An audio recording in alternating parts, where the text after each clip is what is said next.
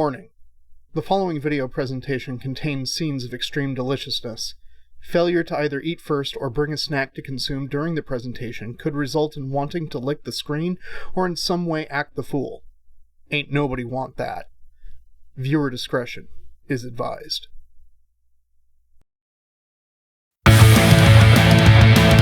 Hello, boys and ghouls. DK's making a snack today. What's it gonna be? What's it gonna be? DK's making a snack today. Shove it right into your mouth. DK's making a snack today. What's it gonna be? Is he making it for me? DK's making a snack today. It's time for tactical snacking with DK.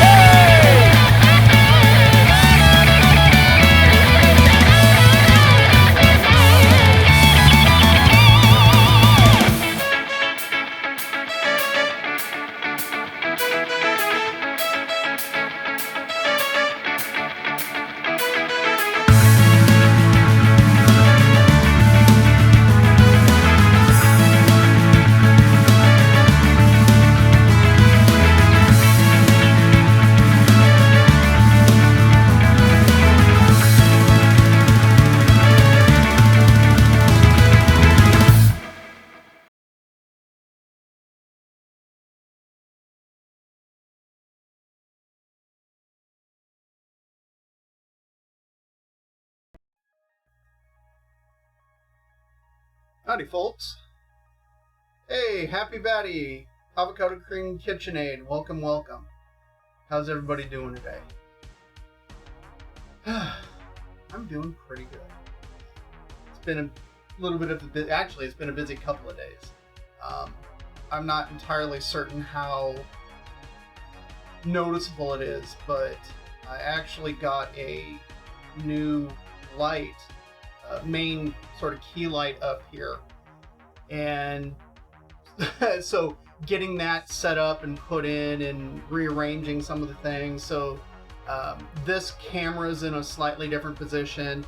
The camera that I have pointing at the counter down here for when I work, that's also in a slightly different tired. Oh, hey, I'm sorry to hear that you're tired, but I'm happy you're here. Hopefully this will be a nice kind of a chill session for you, and you can relax. But yeah, so camera positions changed, lighting has changed, and yeah, it's been a little bit of a project, but it's been fun. So doing much better than I was on Tuesday, and I'm jazzed.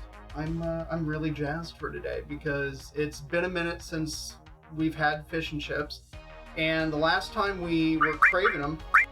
Oh, thank you, Avocado Green KitchenAid. I appreciate that.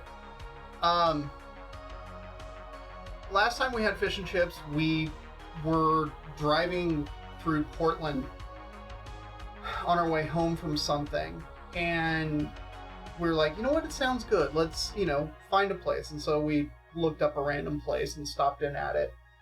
And it was a cool little place. I don't remember the name of it, but it was in kind of a renovated house, and it was very much a southern style sort of fish and chips kind of place. And so the batter had quite a bit of cornmeal in it, and it was good. We enjoyed it, but it wasn't the British kind of style fish and chips with that type of batter, which is what we were craving, and that's been a while. Oh gosh, that was last year, I think. So, but yeah, sounded like a good idea, and I had most everything for it. I literally had to pick up a couple of things, but nothing super out of the ordinary, nothing crazy. So I figured, you know what, let's make this happen. Thankfully, Mrs. Wayso is very much on board with this. Very happy to partake in it today, so that's the plan. As for what specifically we're doing, I've got cod that we will use for the fish and chips. I've got some shrimp that are currently in the sink. They should be completely thawed at this point, so we'll do up a couple of them too. I've got a very colossal sized onion that will turn into some onion rings. I'm not going to do a mountain of them just because there's no way that we'd be able to eat them all, and I don't want to fry them and then, have to throw them away. And so we'll do some. They'll be delicious, and that'll be great. Then on the chip front, I had posted on both Instagram and Facebook and Twitter earlier that I was conducting a bit of an experiment, and so we'll get to see what the results of that experiment are. I took a russet potato, which is a very mealy potato, and a Yukon Gold, which is not so mealy, but it's also not so waxy. It's my personal favorite mashing potato, and I figured, hey, let's try using that to make chips or fries. Because after doing a little bit of research, the normal potato that it seems like gets used a lot over in the UK for chips tends to be a Maris, which is not a variety that we really have here in the US, but its closest relative that we have is a Yukon Gold. So I figured, hey, why not? So I got one of each, cut them up, microwave them in order to kind of cook them through initially before throwing them in the freezer.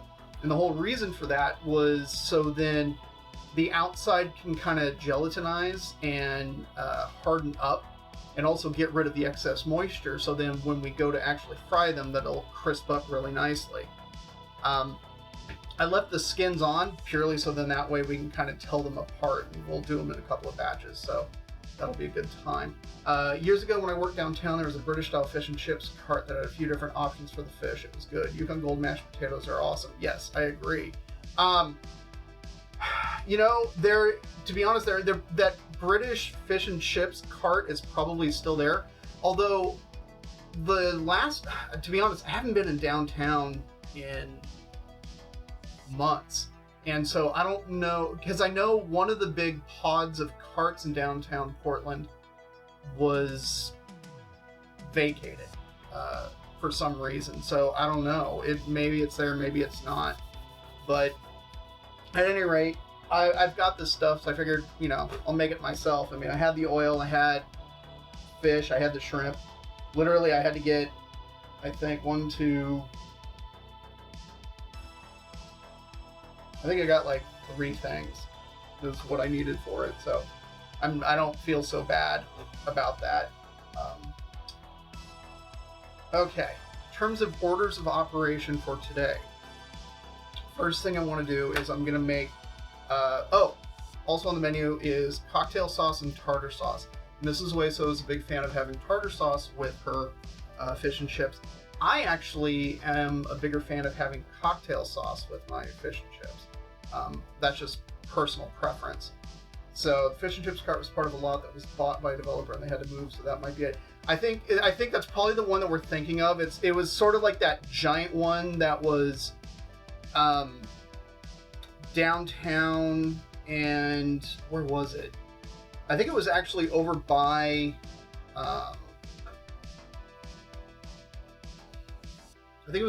Burnside, if I remember correctly. Kind of over in that Pearl District area, if I remember, but at any rate, but yeah, I'm gonna knock out the tartar sauce and the cocktail sauce first, so then that way they've had a chance to kind of sit and do their thing, and then we'll break down the onion before we start working on the fish and the shrimp, because I only want to mix up the batter for the fish and chips basically right before we're ready to go. If you can see over on the stove, there's what looks like an illuminated red pot, and in fact, ba-da-ba, overhead stove cam. I moved the camera to kind of up above it just because I preferred it that way. And so yeah, we've got that good to go, and you can actually see my probe thermometer set up with the current temp of the oil is like 71 Fahrenheit. It's been a while. It's really been a while since I've been downtown Happy Valley, so I have no idea. Hey, Lords of the Trident, welcome. Matt Kelly, welcome also. So, thankfully, I've got this set up so Lord of the Trident get an automatic shout out. But first of all, I got to give it up to the Lords for persevering through technical issues last night. I thoroughly enjoyed the live stream. And yeah, I did ask earlier on your Discord if one were to make a Lords of the Trident or new wave of Nice Metal Buds themed hot dish, what all would go into it. So I'm very curious to hear kind of your thoughts on that, Ty. Your Raspberry Pi is getting the upgrade. I forget who it was that posted, because I asked about that specifically, and they posted the video of your video making it, and it was incredibly informative. And so, thank you very much for that. It's something that I'm going to have to consider. So, at any rate, I am very curious what your thoughts are on what would go into a proper Lords of the Trident hot dish. Something that says, hey, you know, welcome to the new wave of Nice Metal Buds. Here's your hot dish. No, we're not a cult. So, it's inside jokes. If you have no idea what it's about, don't even worry. But that's kind of where we're at. At any rate, okay, let's get started. First thing I want to make is the tartar sauce. And the reason why I want to go with the tartar sauce first is because in it, normally there's like fresh dill. Fresh dill is way too expensive for me, at least. In terms of like, I'm only going to use a little bit of it, so I don't see the reason to buy a big old pack of it. I have dried stuff, and I'd like it to kind of work into the tartar sauce and let it sit there for the longest amount of time. In fact, let's change cameras, and that way you can actually see what I'm talking about. So we've got that. I've got my black pepper. I've got my mayo, parsley, dill pickles that we're gonna have to chop up. I'm gonna throw a shallot in there because those are, I like shallot in that. And then we've got a plethora of lemons that we're gonna have to juice because we're gonna need lemon juice for the cocktail sauce too. Let's see, so my grandparents always used to do a more Italian-esque hot dish. It was mostly just ground beef, noodles, etc. with a crisp top. But I think we'd have to do some sort of cheese top, of course. Maybe a top of broiled fresh curds. Either broiled, you know what's interesting, Ty, is I had suggested on the Discord that either, the curds I think is a fantastic idea. Another possible one would be to make a cheese sauce, like maybe even like a nacho cheese sauce or something like that. Specifically something using sodium citrate, so then that way you could use literally whatever Wisconsin cheese we wanted to, or a blend thereof, and it would maintain a really nice gooey consistency. If you've not had the occasion to use sodium citrate to make a cheese sauce, I highly recommend it. It's super easy, and in fact, in the most basic of cheese sauces, and I can tell you this off the top of my head because I've done it this many times, you have cheese, some form of liquid, either water, milk, heavy cream, but there isn't any reason why you couldn't change it up and, you know, add additional seasonings, and then, you know, your cheese, and a little bit of the sodium citrate.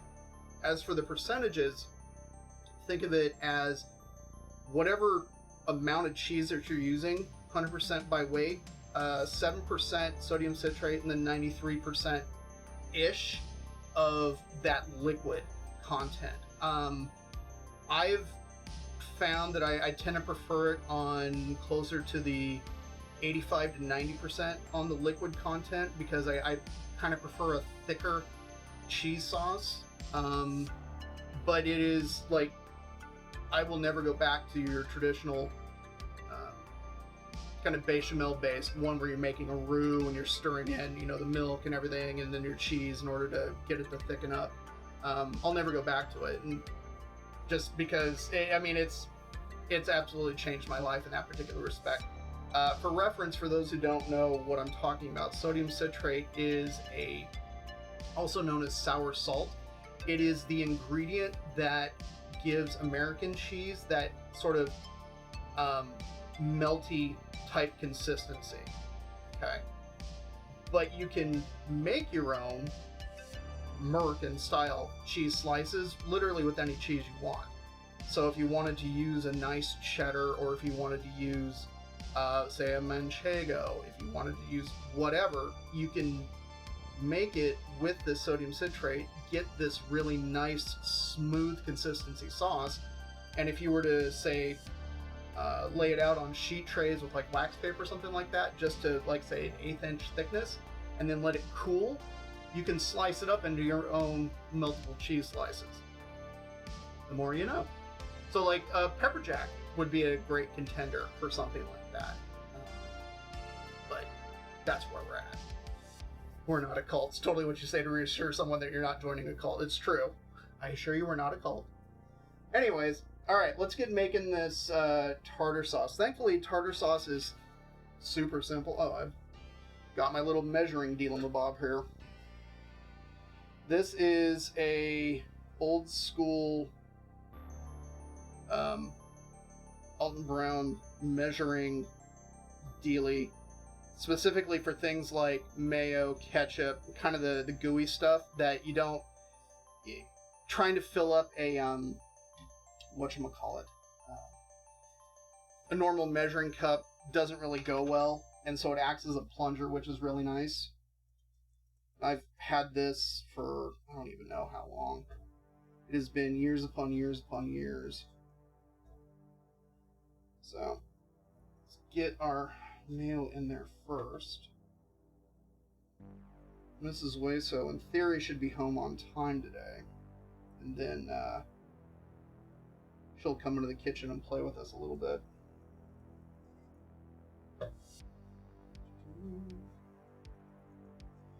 And yeah, just use whatever, honestly, whatever mayo you like. I'm using Blue Plate because I like it, and it's easy for me to get. So, I mean, if you have a particular that you like, go for it. If you're, you know, a Duke's person, if you're a Best Foods / Hellman's. Another one that I'm a big fan of is the Heinz Mayo, but like I've talked about many times before, it's very difficult for me to get a hold of it anymore. Almost impossible for whatever reason. But I can get, you know, all sorts of the Heinz, like it's the weird kind of mashups that they're doing, like Cranch. It's like mayo, ketchup, or ranch, or something like that. I don't know. There's a whole bunch of these kind of mashups that they do. Those I can get without a problem, but I can't just get the straight up mayo, which is really kind of annoying. So, all right.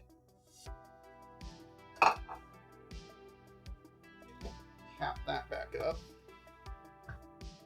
Hey, Night Songs, welcome, welcome. So, and mayo is in. So I'm going to go give this a really quick rinse because I'm going to want to use it again for the cocktail sauce.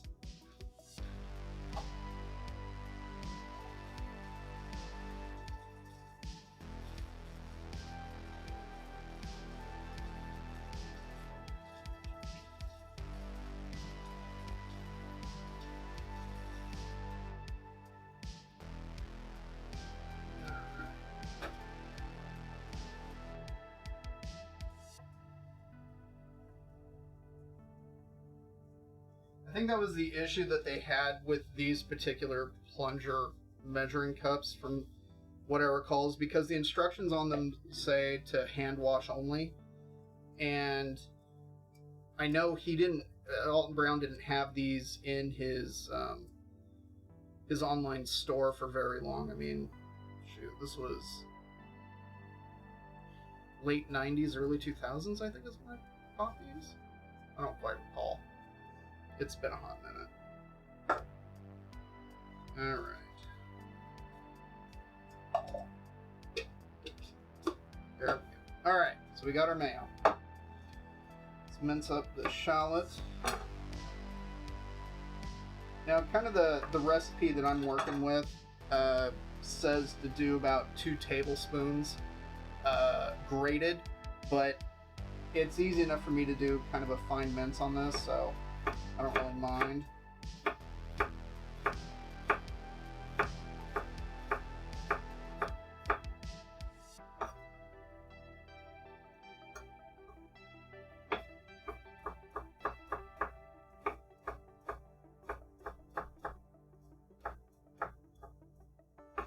Curious what everyone else is doing for dinner tonight.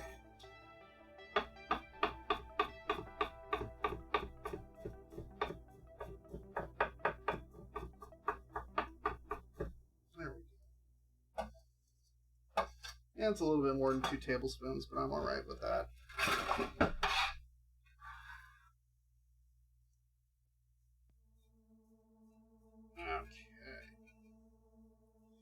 A little bit of black pepper.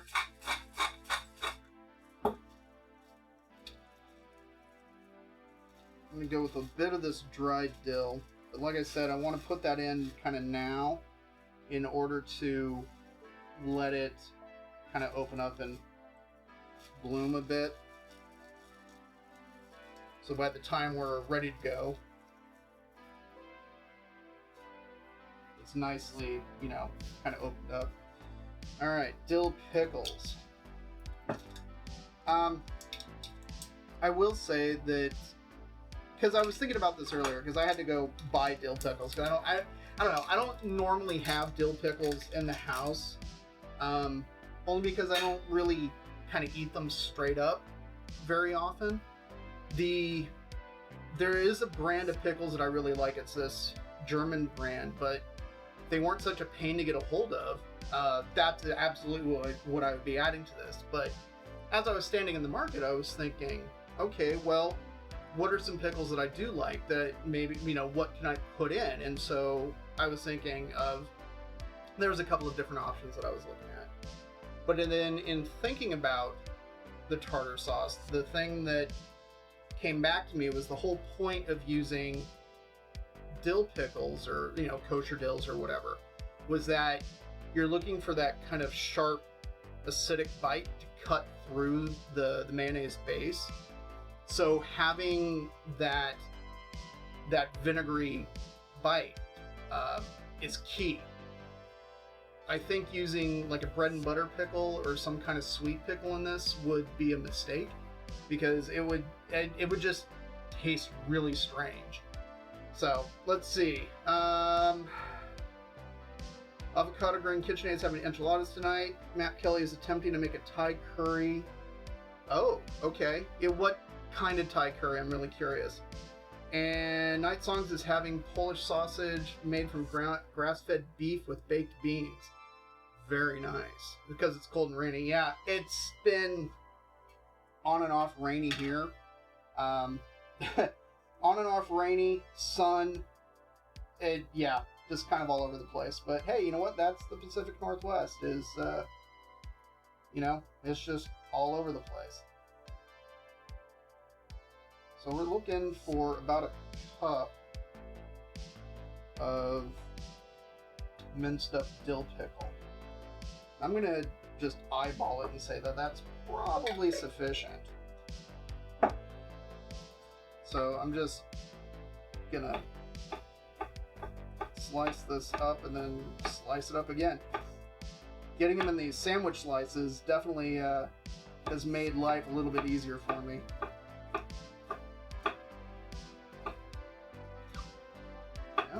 Here we go. Whole lot, 90 degrees. And back.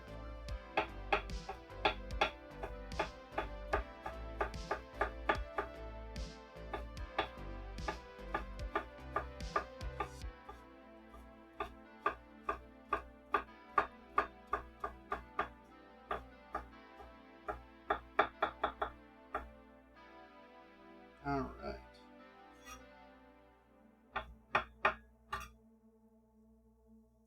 Looking good. It's also looking like it's probably a bit more than a cup. So I'm going to hold back on that a little bit. just to kind of see where we're at. In fact, let me.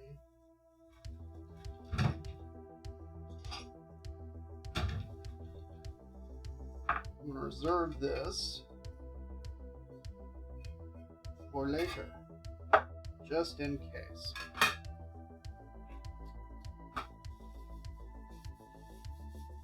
Okay.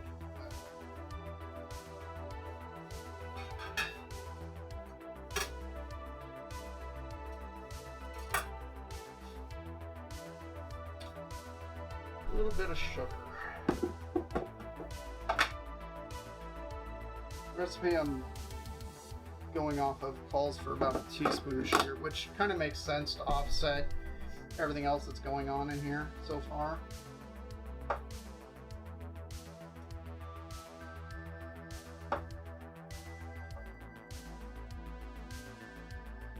So far, that is looking like fantastic.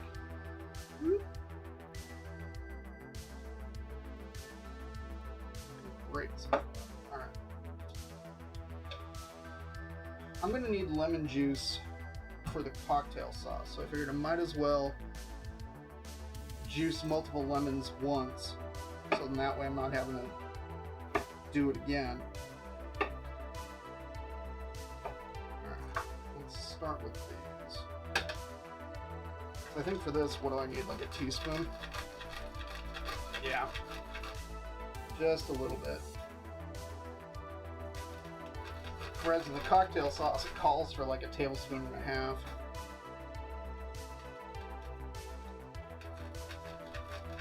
I think I chose wisely with these.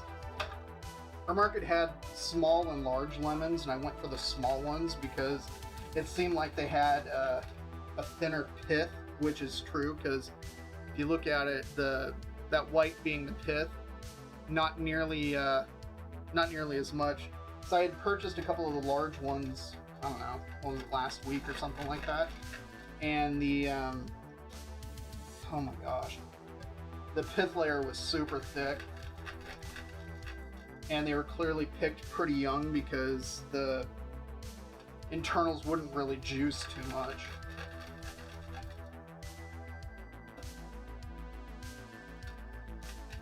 Okay.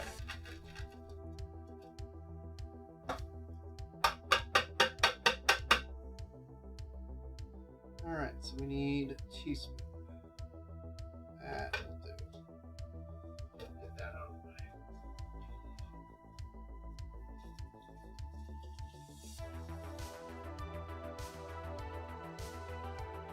the way. Okay, last but not least, a little bit of parsley. Doesn't call for a heck of a lot. Because we've got that dill in there too.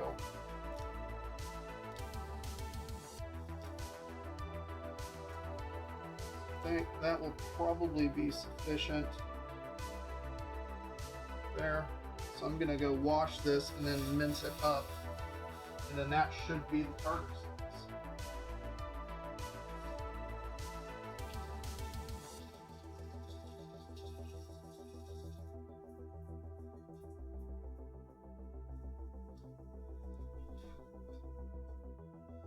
Okay.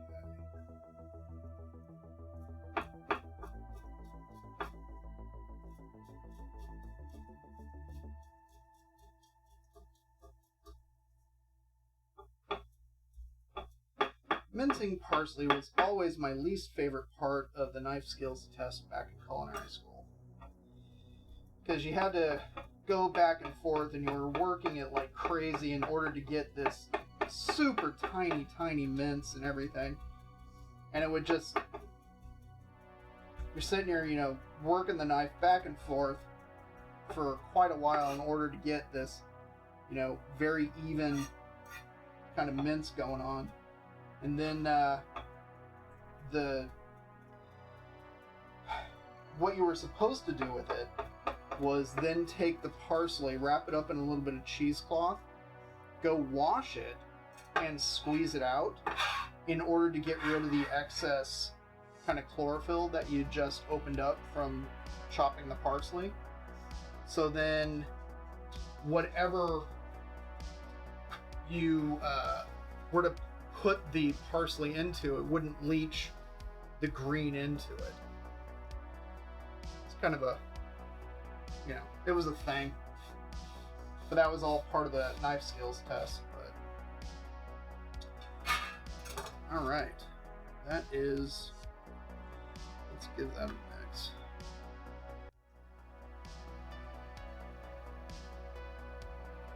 Microphone's down here now. It used to be up above the camera. Now it's down below.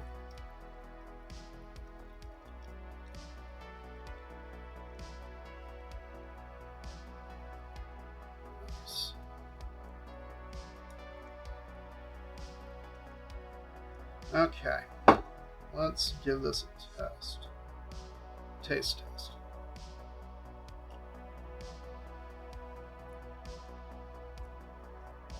That's pretty nice. That's good.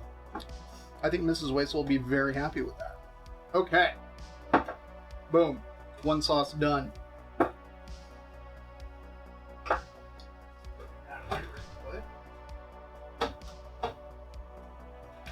Sauce numero dos. Cocktail sauce. Cocktail sauce is actually much quicker because there's far less that we need to prep. Let's see. Tom Yum. Oh, okay.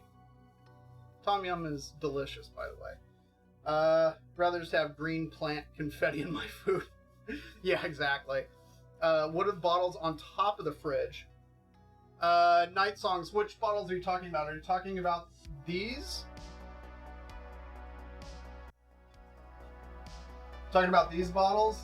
This is a 4-pack gift set from Bravado Spice Company out of Texas. It was a prize pack that I won on, I think it might have been Grant Truesdale's stream. It was a giveaway that I won. And the Bravado spices are delicious. And in fact, I'm actually going to use one in the cocktail sauce. Okay. So for the cocktail sauce, this guy is going to be ketchup based. So I got my giant jug of ketchup. We got that lemon juice from earlier. I'm going after the horseradish incident when Unleash the Archers decided to come to lunch. I decided, you know what? I'm just gonna, grab some of the good bottled stuff. So I went and picked up a bottle of the Beaver brand Extra Hot. So we got that horseradish. Need to put a bit of garlic in there. So I got that. Then, let's see. Oh yeah, Worcestershire sauce. This is the last of the last batch of Worcestershire sauce that I made, which I need to make more in the somewhat near future. So I'll take care of that, but that'll be sufficient for the time being. And then a little bit of hot sauce.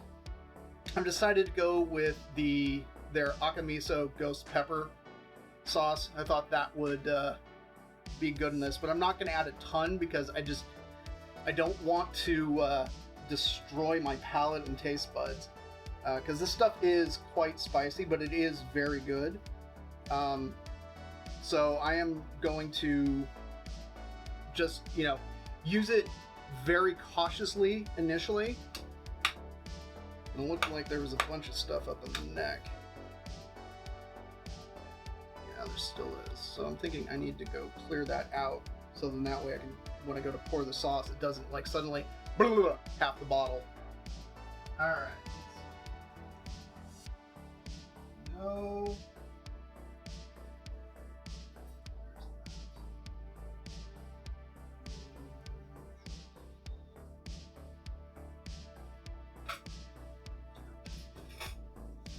I'm thinking way too hard about this.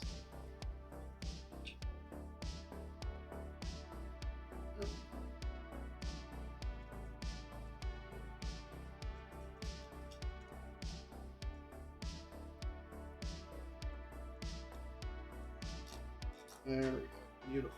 Okay. I'm not touching that because I know it'll just start burning my hands. A lot of capsaicin all up in there. Okay. Half cup of ketchup to begin with.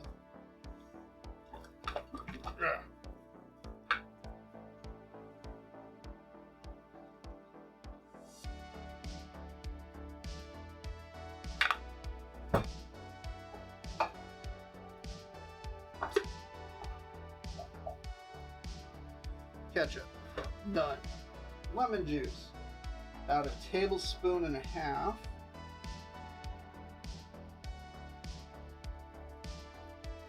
Lemon juice. Done.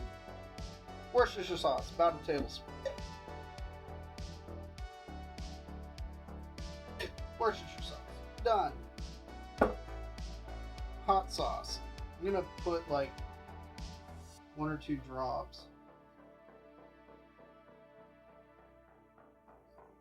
Oops. Alright, so I did 2.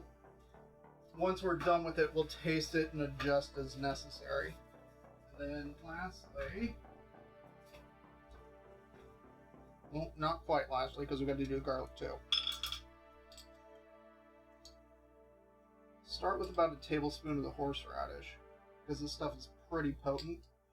If I'm like, oh, it's not cleaning my nasal cavities enough, we'll add in a bit more.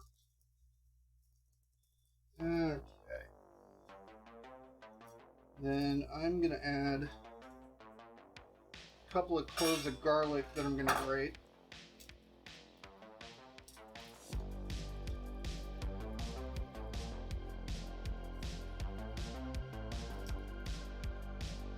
Okay.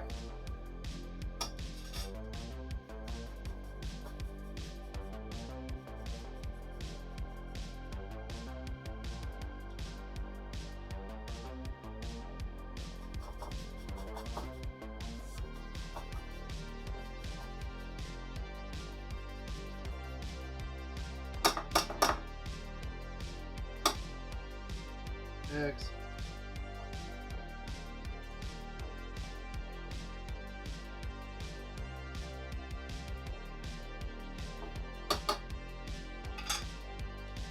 Here's what we're looking at. That looks like pretty good looking cocktail sauce. Let's give that a taste. That's where we're at.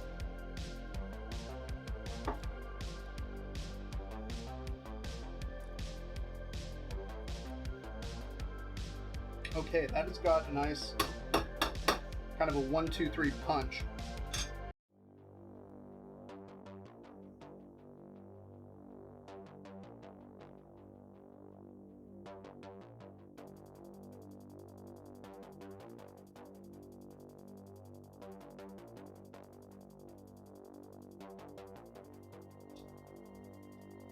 Looks like we dropped out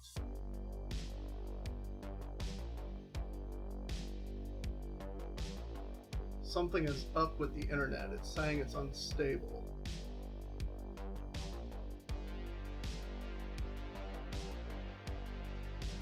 You're back. Okay.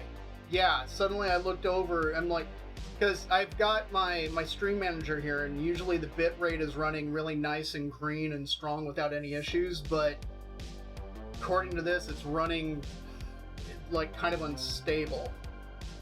So we disappeared for a bit. Okay. Let's hydrate real quick. Okay. Feel good about this stuff. Cocktail sauce. Done. Let's put this stuff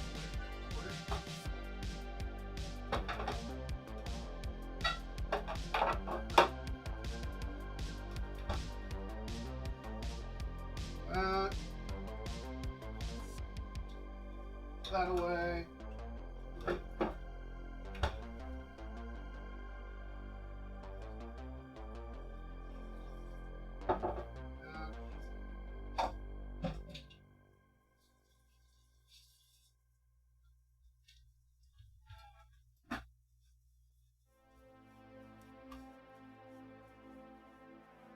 Still here?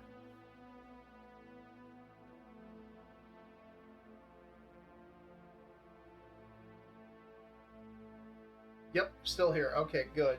Yeah, because it suddenly, everything is looking kind of wonky for me. And like I said, it's, according to this, it's unstable. So just trying to make sure that we're good to go.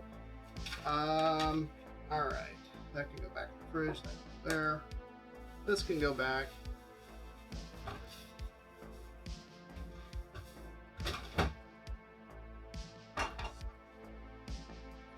That there for me. That. Okay. Onion.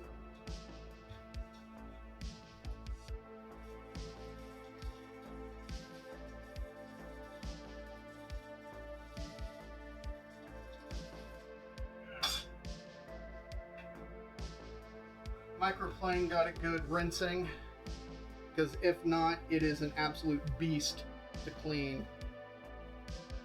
It ended, but we're back. Okay.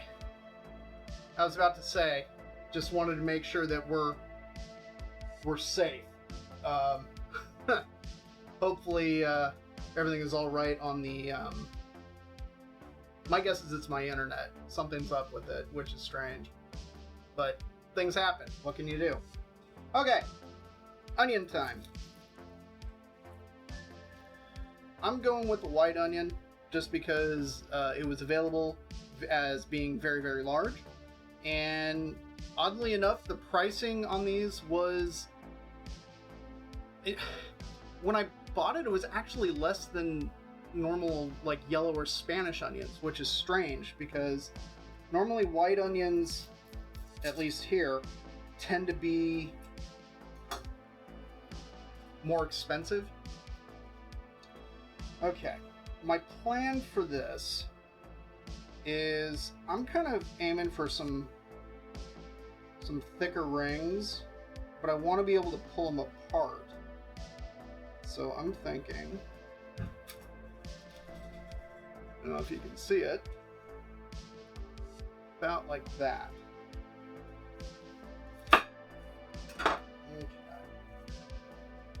So this can go away and be used for any number of other yummy things.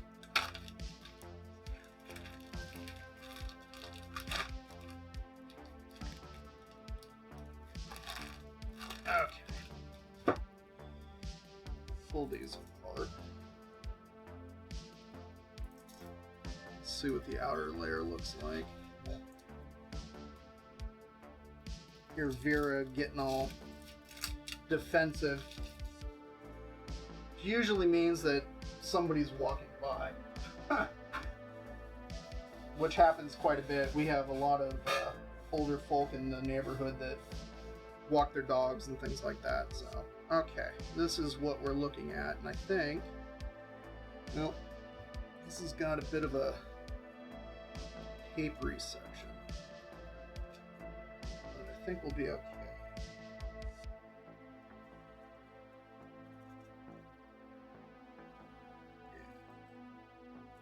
These are going to be some amazing onion rings. As soon as we're done with this, we'll get to work on the fish and the shrimp and everything else.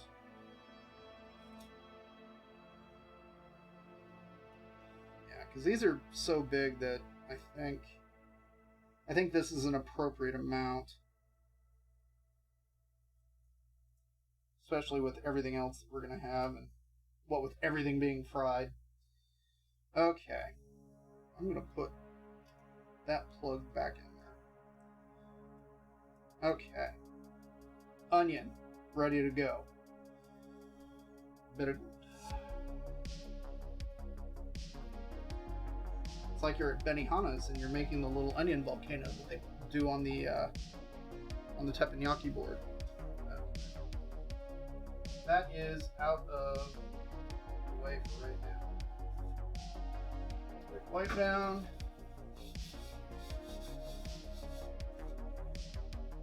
Let's get this out.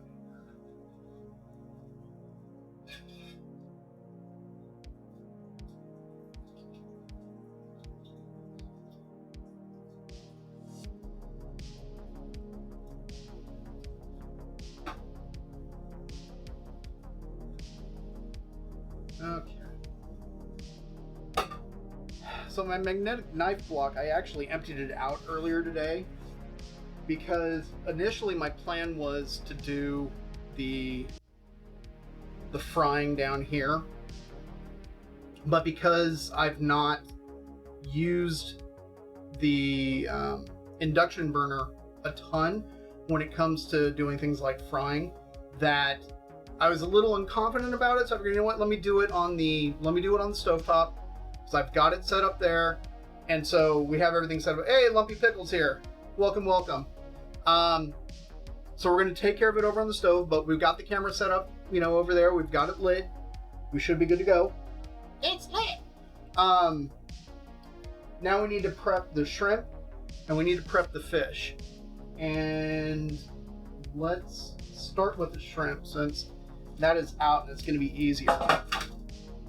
I'm going to be using a fair amount of kitchen paper just with everything, and so I just got a brand new rollout in order to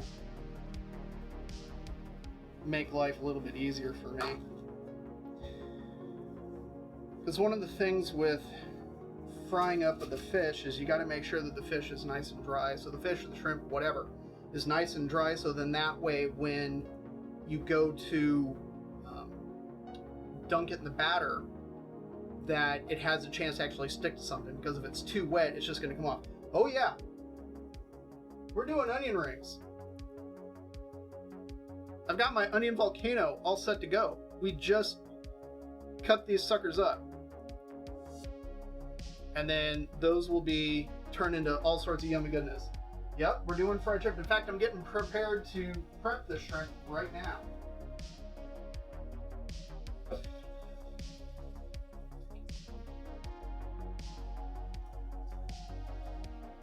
So because I've got a sizable pack of cod, it was frozen Alaskan cod. It happened to be on sale, and it was frozen on the boat, so it was super fresh at the time. And there's a fair amount of it. So I'm like, okay, I'm only going to do a few shrimp. So I think I got about 8 or 9, maybe 10, and all of these are I think 13 to 15 is what the package said. Thankfully, they've all been like deveined, and they're easy peel, meaning that since they split it down the back, all you have to do is take off the shells, and I'm just laying these out so then that way the paper towels can soak up as much of the kind of exterior moisture as there is. We're going to be tossing these in rice flour before dunking them in the batter. We'll also be seasoning them with a little bit of that kombu salt that I've made previously. I'm leaving the tails on just so then that way that I've got a nice handle. They're just easier to eat that way.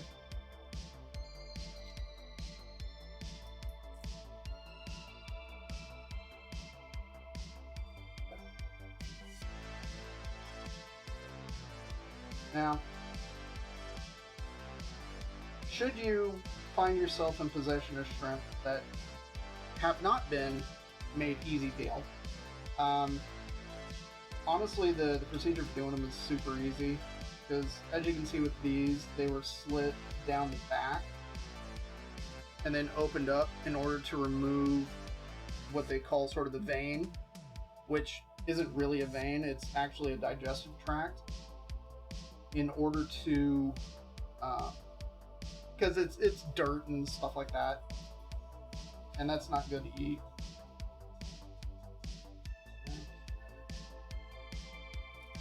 But yeah, you just slit it down. I mean, because when you look at it from kind of this end, usually you can see a little black spot, and so if you run a boning knife, or actually, you know what I actually recommend more than anything is getting a pair of really thin scissors, because then you can just kind of insert them and snip, and it's just, if you're not confident with like working with a knife that way, like a paring knife or a boning knife or something like that, Scissors is just super, super easy. Okay, I did 10 shrimp. We are going to feast.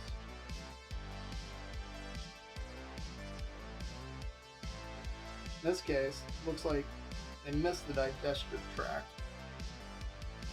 So, there we go. I hear a Mrs. Wayso. Hey, baby. I'm here. You are here. How was your day? Okay. Yeah. It'd be better. Did you buy a Coke Zero? Raise the roof? Yeah. That's exactly what I did. Yep. Had an okay day. Bought a Coke Zero at the gas station. Raise the roof? I did bond with a co-worker with Parks and Rec. Oh, nice. That was awesome. Okay. I walked out singing Joan Ralphio, which she thought that was hilarious. Anyways, I'm here. I washed my hands. He was the worst. Yes. Seriously, he was just the worst. Yeah. Okay. Anyways, this summer we're gonna have a treat stuff day. Oh, nice. Treat so sick. Fine leather goods. Yeah. All right. Treat yourself 2022. Giant shrimp, 10 of them. All prepped, ready to go.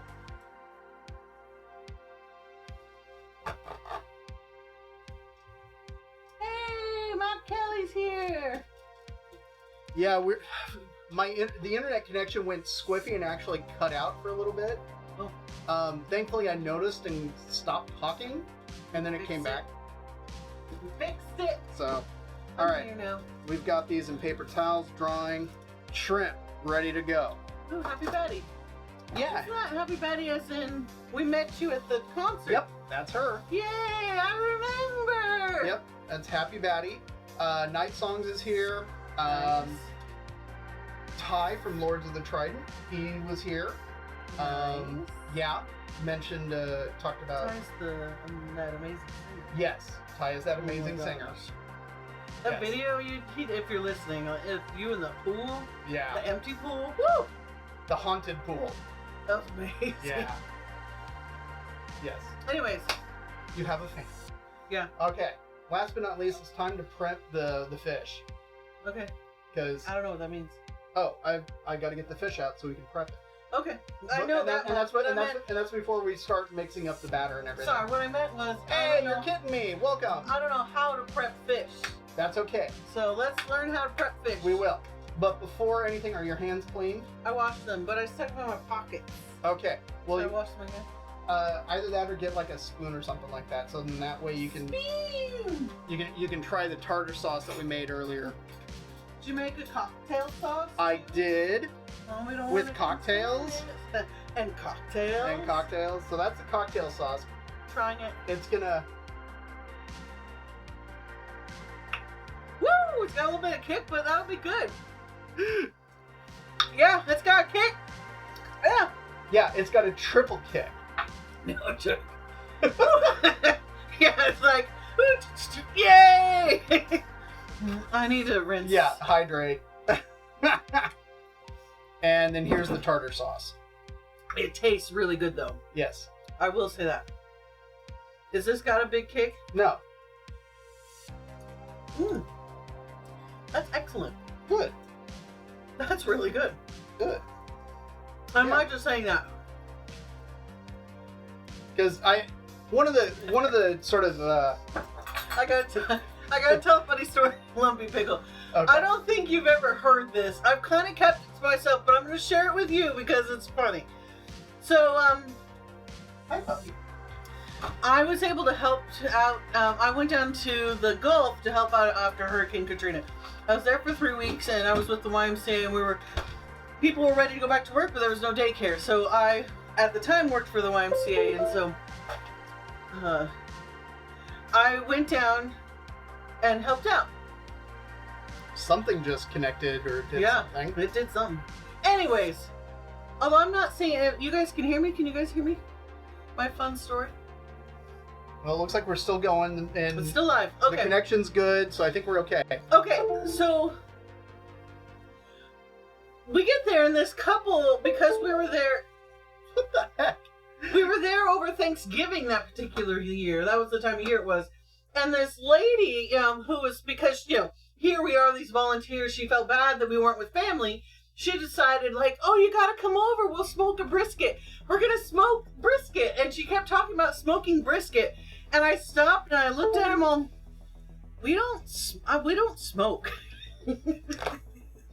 I have not heard this story. And she just started laughing. She's like, no, it's a type of meat. It's how you cook a meat. I'm like, oh, okay, I'll eat meat, but we don't smoke. Sorry. That is amazing. I have never heard that before. I've kept it to myself. Baby, I think my love for you have just gone up about 5 to 10%. Like, that's hilarious, and it's so endearing. But isn't that something I'd say though? It really would. It really would have been something that you would have said. We were friends at the time. We weren't even dating yet. Yep, we were just friends at the time. So that was before. That was before. Yeah. Before I learned anything. But I'm like, yeah, we don't smoke. And she just kept talking about smoking. I'm like, we don't smoke. None of us here smoke. So that's my story. Smoked meat. Yeah. They over smoked it, and I can tell you now it was way tough. I was not impressed. Probably because they took it to either there's any number of reasons. You can do a brisket hot and fast, but it needs to be in a very, very moist environment in order for that to work. Probably not. My guess is that they let it go way too long and let it get way too hot. Yeah, it was, and it just dry dried and it out. blah. Yeah, I was like, this is not impressive. I don't want to ever smoke. You gotta be really, really careful with brisket because especially because the point, which it usually is very, very lean, and that's why that usually gets used for things like pastrami. That is done at a different temperature than the point. Wait, no, the flat is the very lean portion. The point, on the other hand, has a lot more intramuscular marbling and is usually done at a higher temp. So, just kidding. Yeah, she's like, I understand all those words separately. No, I wasn't quite listening. That's I was. Story all of my your life. knives are gone. What happened? Oh, I explained it. The reason why I pulled all the knives down is because initially I was going to use the induction burner and do the frying over here. And so I thought, hey, let me take the knives down in order to, be more safe because the wife is here now. Well, not only that, but I didn't want oil splattering all over the knives. Good call. And so I pulled them down. But then after I got over here and I was setting things up, I'm like, I don't know how this is going to work with it. Okay. Because I've not fried with that induction burner yet. Fair enough. I'm like, let me do it on the stove where I have we fire. have the new camera that hopefully doesn't smoke out. Yes, exactly. Which, hopefully that wasn't the thing that kept connecting. Oh no, it's still on. Okay, good. Okay, let's prep this fish. Okay. I know we have to take it out of the package. That is correct. That's scissors. That's why we have this knife. I didn't know you were allowed to use knives with plastic. I was told that's not allowed. Okay. Do as I say, not as I do. Thanks. Hey, Radio Hattis, thank you so much for the resub. How are you doing? This is cod, which he probably told you. Yeah. So we got it from the store. Radio Hattis, aka Maria. Oh, Maria's in Greece. Yes, as in Greece. See, I listen. You do listen. Has been teasing me with pictures of delicious food quite a bit. And there's a few things in there that I'm like, oh, I'm going to have to make me some of that. Yeah, that sounds great. I love Greek food. So we're going to... Although tzatziki, is that Middle Eastern? No, it's Greek. I love tzatziki. Alright, so here's our cod. He makes excellent tzatziki. We should, that should be a I need to learn how to make thing. Okay. Write it down. Teach Mrs. Weasel how to make tzatziki. I don't even know how to spell it. Okay. There's a T, like this. There's a T, a Z, and a whole bunch of other stuff. E. E. There we go. Okay. Yeah, we're gonna, after we kind of break these down a little bit, we're gonna... Just smaller pieces? Smaller pieces because, I mean, frying them up like that is just crazy talk. How, do we have to, like, pull bones or anything like that? We shouldn't have to pull bones from these, to be honest. We have learned, by we, I mean he, has learned the hard way that one really needs to buy quality fish. Know where you're getting your fish from. It may be a little hard to see, but I'm trying to run. So this is the outside because that's where the skin is. This would have been switch cameras. Oh. Okay. Cod laid out. So this would have been the right side of the fish. Here being the tail, this section would have been where the belly was, and this silver bit is just a little bit of the residual skin. There's a line that runs down here, which the spine would have followed, and if there were bones in here, feeling through here, we'd be able to feel them, but I'm not feeling any bones. Okay. So I don't think we're going to have to pull anything. I think one of the things I need to do is I need to start like a You need a fish cutting board too. well, that too, but I was gonna say in addition to being in the kitchen cooking and streaming, there it is, TZATZIKI, reason for another food war in Greece, with or without dill. Oh jeez. What's the right answer then, radio? I think whatever you think. I don't know. Have you put dill? I am pro dill. Uh-oh. I am personally pro dill. Is this like tuna fish, like, pro pickle, not pickle? I mean, Can we still be friends? I'm whichever I have in front of me that tastes good. So with or without, that's fine. So. Fun fact, Tyra Banks does not like dill. Oh yeah, so depends on where you're from. Okay, that's a fair answer. She could tell you some stories about Tyra Banks. I spent a week working with her in her camp. Anyways, but yeah, she doesn't like dill. Okay. Woo! There is no correct answer. Okay. All right. Because I don't want to lose your friendship. So, for me, in terms of the kind of the pieces of the fish that I'm gonna do, I'm gonna cut across here in order to have that nice kind of big old fish stick kind of piece. Excellent. Then the question is like, okay, well, do we do this whole piece as is, or do we cut it in half and do some thinner half pieces? I think both answers are correct. If you're going to do a big piece like this, though, can you get an equally sized piece out of the other pieces? Otherwise, you should probably cut it down, because you can't put that much in the bowl as it cooks. This is correct. Not a big fan of dill, so we prefer it without. Yeah, that's right, because actually dill was a topic of conversation, because you were saying that it can be really overpowering. And so yeah, I like it, but I don't like a ton of it. So Yeah. I'm thinking for this particular piece of fish, well, that tail bit is super, super thin, so I think I'm going to cut that off and give that to the dogs. Ooh, give it to the dogs. They heard already. Here, cut it in half. And we'll feed it to the dogs. There you go. Treat time! As for that I think is kind of a nice piece, and so I'm thinking I'm going to leave it as is, and then when we go to fry the fish, we'll do them in kind of two different batches, where we'll do kind of these thicker stick ones, and then yeah, because honestly, like some of these, they're not whenever they broke them down, they were doing them super fast, and so they're not necessarily like the cleanest / best.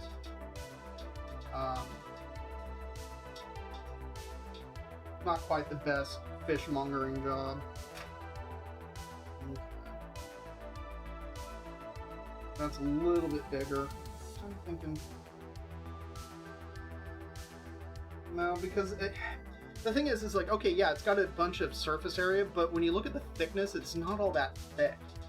And I'm thinking I need to leave it like that.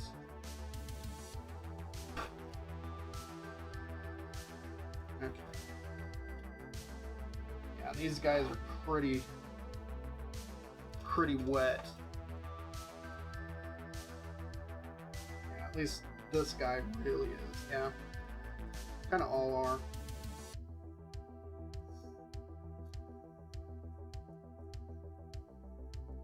I don't really, can't, yeah.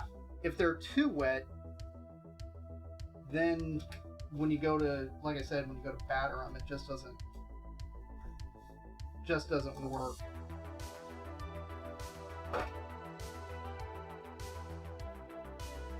But we are going to be tossing these in rice flour first.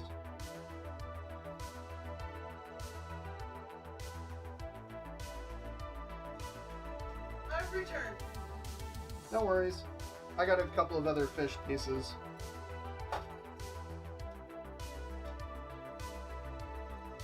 That's a lot of fish. Yeah.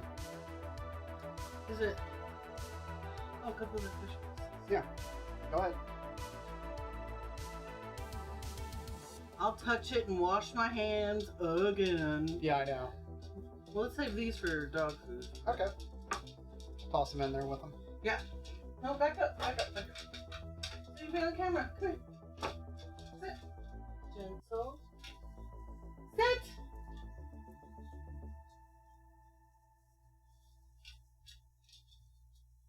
They like that. Are they even on camera? No. Not really. Back up. Oh, let's go back. Back. There we go.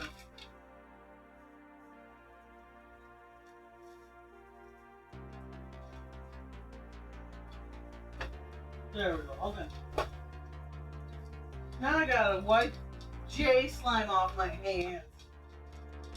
So all I've been doing with those kind of larger pieces of fish is I've just been wrapping them in a double layer of paper towels. Why?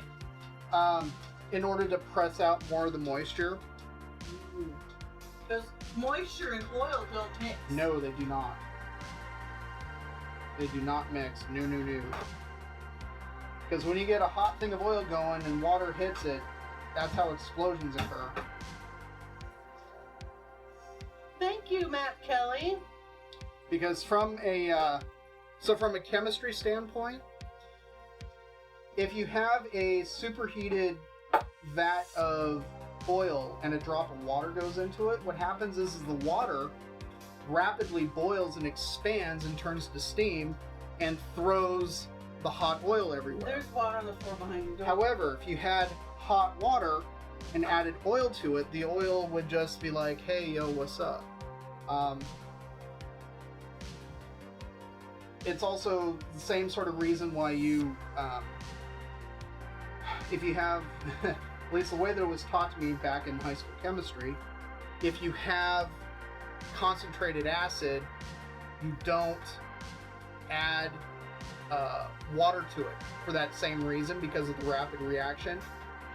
You always add the acid to the water. So, okay. There we go. Our fish is doing. You got knowledged. Hey, Windeer, welcome. Okay, we'll see you in a bit, Lumpy Pickle. Let's see. Very British. Yeah, exactly. That's kind of what we're going for. Okay. Tally ho. Tally ho. All right. What's for dinner, Governor? That's about all I got. That's all we got. Okay. Lovely. I'm gonna throw on the intro real quick and go wash my hands and kind of clean up some of this stuff, and then we'll move on to the next round of getting things ready to fry. So I will see you all in about a minute or so. Warning. The following video presentation contains scenes of extreme deliciousness. Failure to either eat first or bring a snack to consume during the presentation could result in wanting to lick the screen or in some way act the fool. Ain't nobody want that. Viewer discretion is advised.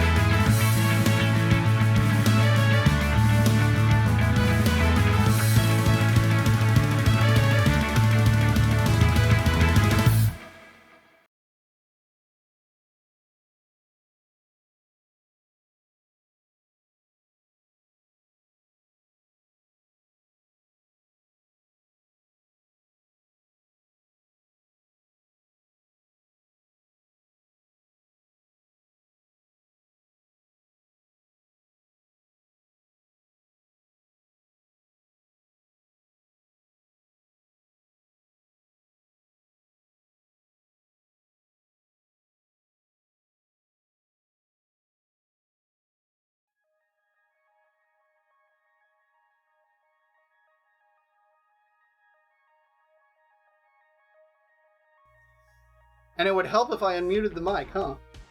Yay! Huzzah! Okay. And we're back. And we're back. We have the combination. Just Yeah. what movie is that from? Alright.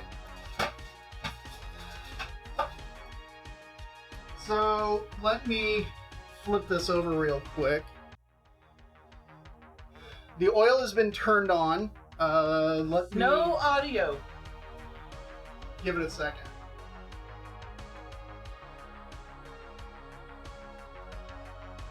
I don't know if that's better. Audio. Nope, not quite. Is that working now? Is audio now on? Avocado. Sweet.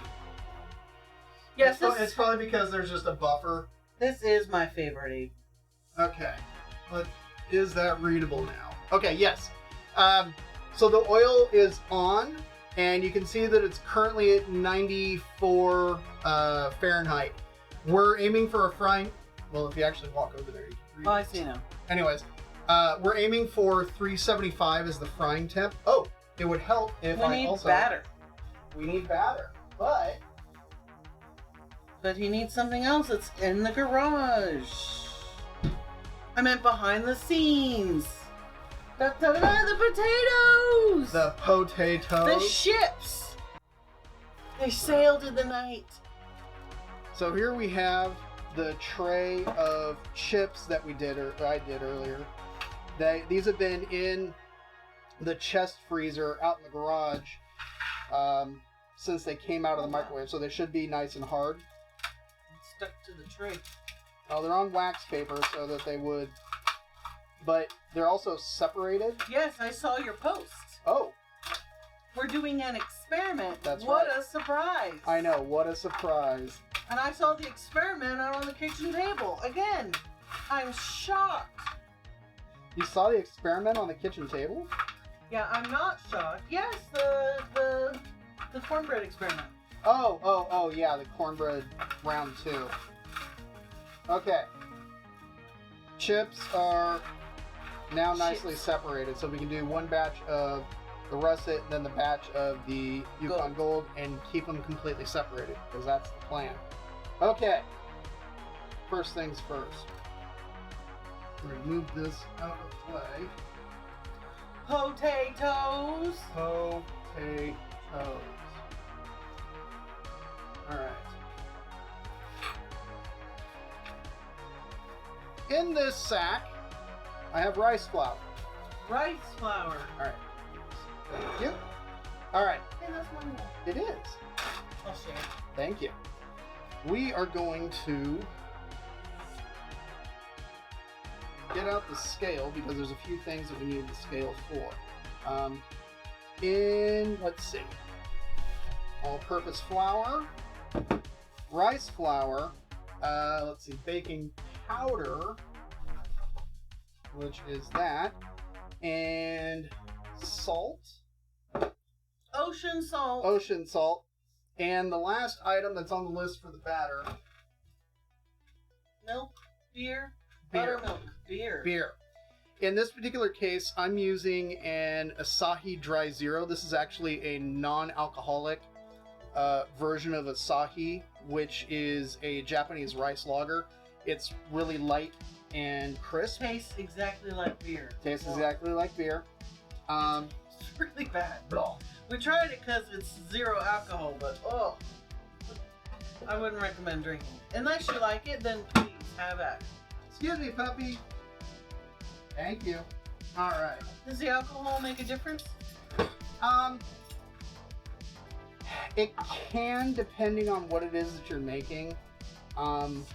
Like if you're doing like tomato sauces that call for vodka, it does because there's The flavor acidity. compounds. No, there's flavor compounds in tomatoes which are only alcohol soluble.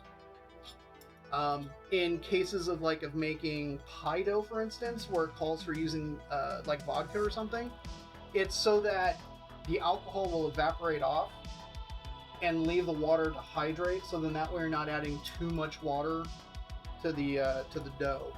Okay. All right. Okay. In my zip top bag here, we're gonna put some of the rice flour, and then this bag is what we're gonna dredge like the basically These are everything in. freezer zip top bags. There is a difference. There is a difference. We use freezer zip top bags for just about everything because the regular ones are just way too thin and break by looking at them sideways. Yeah. So I bought the wrong kind once, but never again. That's okay. It is okay. I learned. You did. And thanks to Buy Nothing, somebody else got to use them. So might add a little bit more, but we're gonna keep that there for the time being. Would you check the oil temp real quick for me? Oil Temp! I have an alarm set up so that it goes off once it hits 375, but I'd like to... It's at 182.3 and climbing. Beauty. I'd like to be ready to start frying before it actually hits that temp, so then that way we can... Thank you. Let me know when it hits... I have one job! You do. Let me know when it hits about 330. Okay? Beauty. Thank you. Although we could let the chat do it for us. That could be their job. It could be, but then... You can tell us when it hits 130. But then they can't see me do this. Oh, just kidding. Just kidding. All right. That's more important. So we need 150 grams of all-purpose flour, and then for your kit me, if you use like that cassava flour, that should be a good alternative here if you need a gluten-free alternative. So 115 grams. Hi. What are you doing there? 102. 111. 12, 13. 115. Okay, good.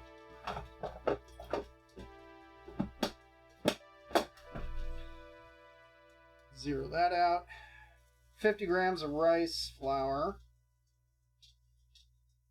What time am I supposed to tell you? Like 340. Okay.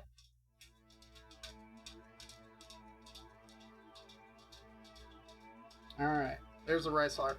So the reason why I'm using all-purpose and rice flour is that the rice flour lightens up the batter and will actually let the whatever you're frying up be crispier for longer. If it was all just all-purpose flour, the batter would actually end up being thicker and would go soggy quicker. So, pro tip there. All right, so we got that. Baking powder. We need 1 1/4 teaspoons. 1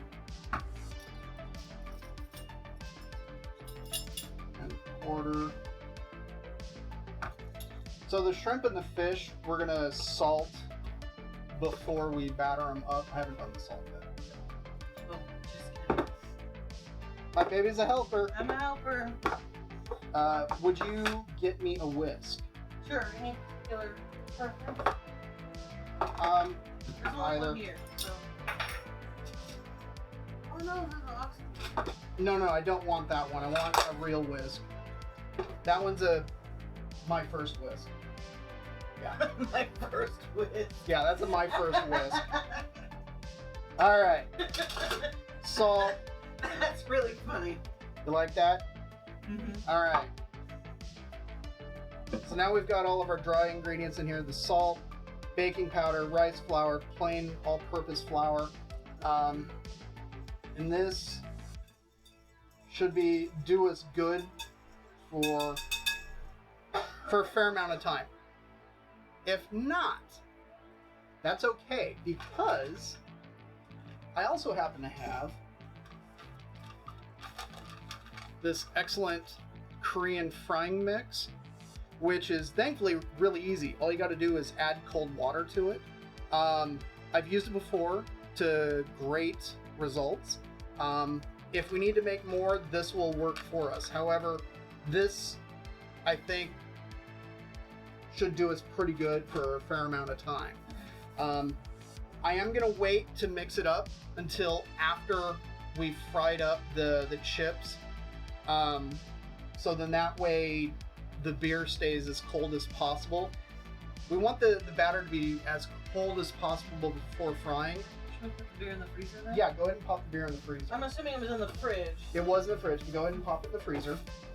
The whole reason why you want the batter as cold as possible before it goes into the hot oil is that extreme temperature difference causes the batter to set quicker.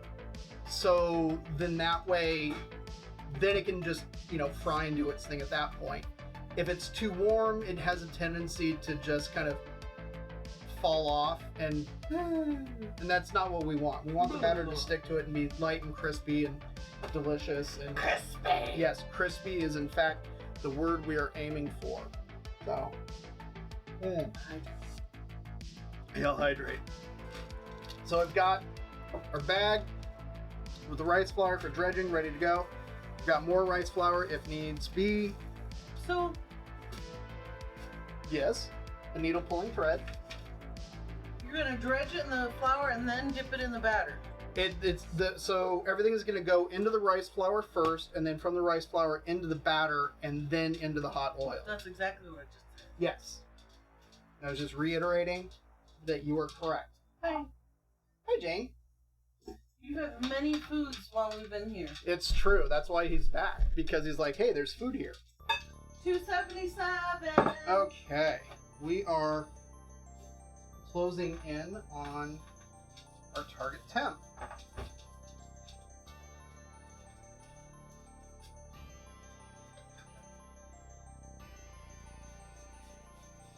I'm just trying to set up a little bit just to make life a wee bit easier. And in fact, what I'm going to do is I'm just throwing the onion into the rice flour first because it's relatively dry, but I want to get a dusting on them anyways. $2.90.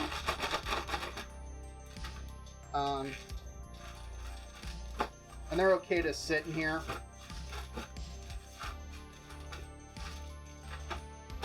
And then those will be ready to go. And then the fish will do right before we're ready to start frying them. Excellent. Those are now off to the side. $2.96. Okay, very good. Yeah, that probe thermometer setup is super helpful. If you have like a straight up candy thermometer, fry thermometer, that works fantastic too. 300. Thank you. The only problem that I have with using those kinds of thermometers is that they suck to clean. They do. Whereas this, probe thermometer that's on a wire, way, way, way easier to clean. And so it just makes life way easier. And that's kind of the whole point. Alright. 308. What temp are we aiming for? 375. Oh, we got a ways to go. A little bit, but I mean, you saw how quickly it came up to that temp, so it's not going to take all that long. And then I've got my drain board set up here. It's just a rack over some foil, so then that way I don't necessarily have to scrub the sheet tray here. That's the paper towel, man. I didn't grab any newspaper. Ah. The rabbits use all the newspaper. Ah, okay. So I couldn't get it. I've got two dealies here. A fine meshed one specifically for pulling out like any of the remnants of the fry batter, and this one for pulling things out of the oil. So I've got those handy, and then we'll just use a set of tongs to pull stuff out of the batter and put them into the oil, just to kind of protect our fingies. Important note about the fish. what we're going to do is the pieces of fish we're going to fry for about 2.5 minutes, pull them out, and then after we've gone through and... So, like, we'll go through, we'll fry the fish, do them for 2.5 minutes, pull them out, and then afterwards we'll go back and fry them a second time for another minute just to crisp them up and really set the batter. So that is the frying plan for that. We got our tartar sauce. We are literally just waiting for the oil to heat up. And then we'll be good to go. Andy went live. Mm-hmm. Yeah. I think Andy started at 5. I think that was his plan. Yes, Mallie went on at 2:30. Yeah, I don't know if she's still on or not. But at any rate, that's where we're at. Okay. 3:34. Now I would imagine since these are in the freezer, I don't need to imagine, I know what's going to happen. Once these get added to the hot oil, it's going to drop the temperature of the oil. And so it's going to take a little bit. But we're going to do them until they look golden brown and delicious, as it's called. Golden brown and delicious. Or GBD, as it's called. And Sometimes. That's an actual term. Is it really? GBD is golden brown? GBD is an actual term, and so like if you go to and you see like commercial recipes, they will say in them like cook until GBD, golden brown and delicious. It's an actual term that they'll use in the recipes. So good to know. Yeah. This time on Tactical Snacks, we learn acronyms. GBD. And that Katie doesn't smoke. Neither do I. Meat. Smoke meat, sure. I'll learn to smoke meat. 349. We haven't smoked meat in a long time. It's true. Elle here had this amazing wine barrel that he and his dad had converted into a smoker. That was fantastic. Yeah. It was really cool. Unfortunately, it ended up molding out and we had to let it go. Yep. Which was a bummer. We need to make that happen again. Yeah. Well, thankfully, wine barrels are somewhat plentiful up here. Although the price was right on that Yay, one. Pickle's home. It was free. Free is good. Welcome back, Lumpy Pickle. Welcome back. We're waiting for the oil to come to temp so we could do the potatoes. Yep. And then I've got salt over here kind of off camera ready to go so that as soon as they're out, we can hit them with salt. You gotta put salt on them immediately. Yeah. The sooner you get salt on something that comes out of the fryer, the better. Because then the salt actually has a tendency to stick to it a lot better. So. It sticks. Yep.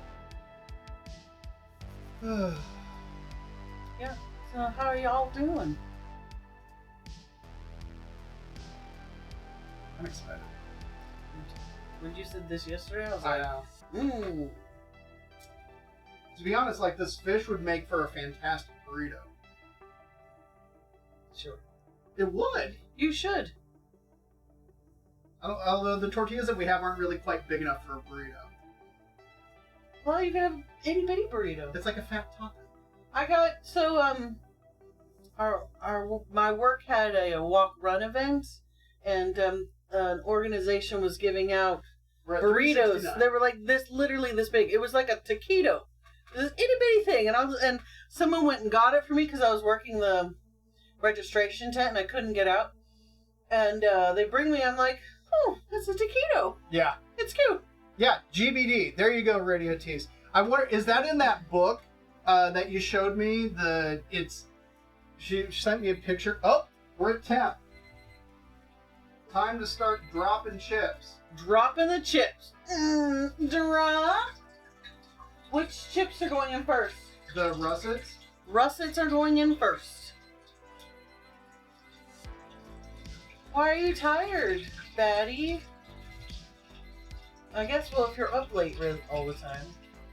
Of course, it's almost start time now. Today's weather has been crazy. Right now it looks picture perfect. Blue sky, white puffy clouds, nice temperature. And then 10 minutes later, blistery, dark, rain, torrential downpour. Then the storm breaks and whee, it's all beautiful again. It took me a little while to get home because I had to drive through this big storm cloud. Oh, we've already got some color on some of these. That's why you're happy Patty. This one, he sometimes is tired during the day and awake at night. Yeah. That could be. What is? She could be a vampire, she doesn't know. You could be. Right.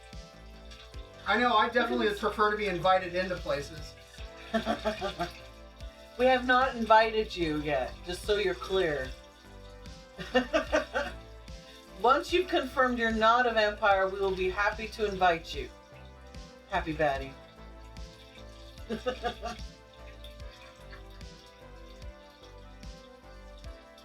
Radio's the vampire, he says.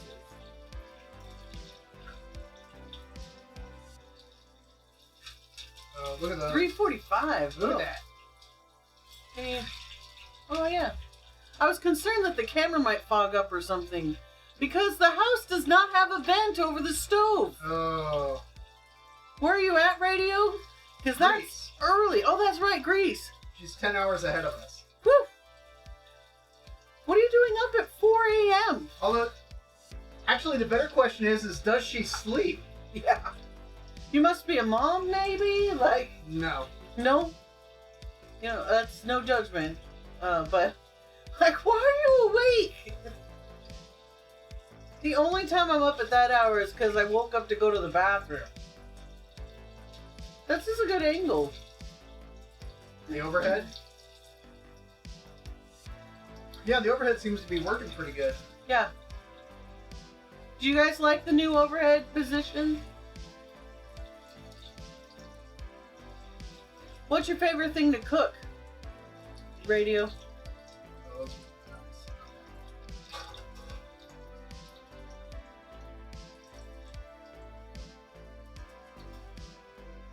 French fries are amazing. You might throw these back in the oil a little bit later. Ooh, a second fry to warm them up. Second fry. Sometimes we'll cheat because a good French fry is worth it, and there's a McDonald's down the street, so sometimes we'll, like we're having hot dogs, I'll run over and get French fries from McDonald's. Because they're crack fries. Because their fries are pretty dang tasty. Alright. Vampirism or a combo of ADHD and insomnia. Tough call. Do you long for... To drink people's blood? To drink people's blood, or maybe don't like garlic? I don't think I could be a vampire. I love garlic. Yeah, I was gonna say. Like, I think that's my excuse, too. That's good you love to cook. He loves to cook, too.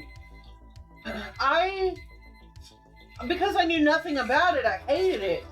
Just because I didn't understand it, but being married to this one, I now have a better understanding of how some of the things work, and I'm not so afraid to try. What's the timer? Oh, it's an alarm just letting me know about the oil temp. Oil temp, it's the temp. Yeah, garlic's pretty amazing, and it's good for you. Do you have a favorite thing you like to cook, Radio? I've learned to make pretty good breakfasts.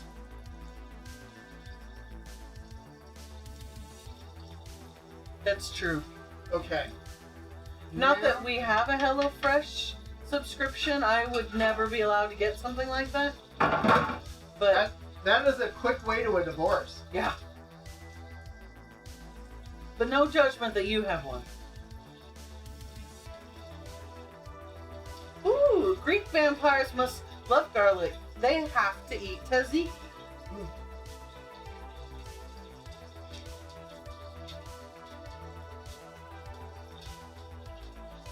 Now, those of you out there, what do you prefer? Do you prefer a long, skinny shoestring French fry? Do you prefer curly fries? The crinkle cut? Waffle. A waffle? Yeah, do you have a preference? True. I know my personal preference. There's some cons to living with a chef. Con number one, there's always dishes. For a long time, I only did the dishes, and yeah. Con number two, which you would think is not a con, but I kind of find it as a con, no meal is ever the same. So, we're having fish and chips tonight, but the next time he makes fish and chips, he's going to add blah, blah, blah to the batter, and it won't taste the same. So, I get one meal, one time, and it's irrelevant how much I love it. There's a few exceptions to that rule. Chicky rice, which is a family rice he'll have to make. It's a rice pilaf. That's the only thing he makes that's the same. He used to do taco salad the same, but he's been changing that up lately too.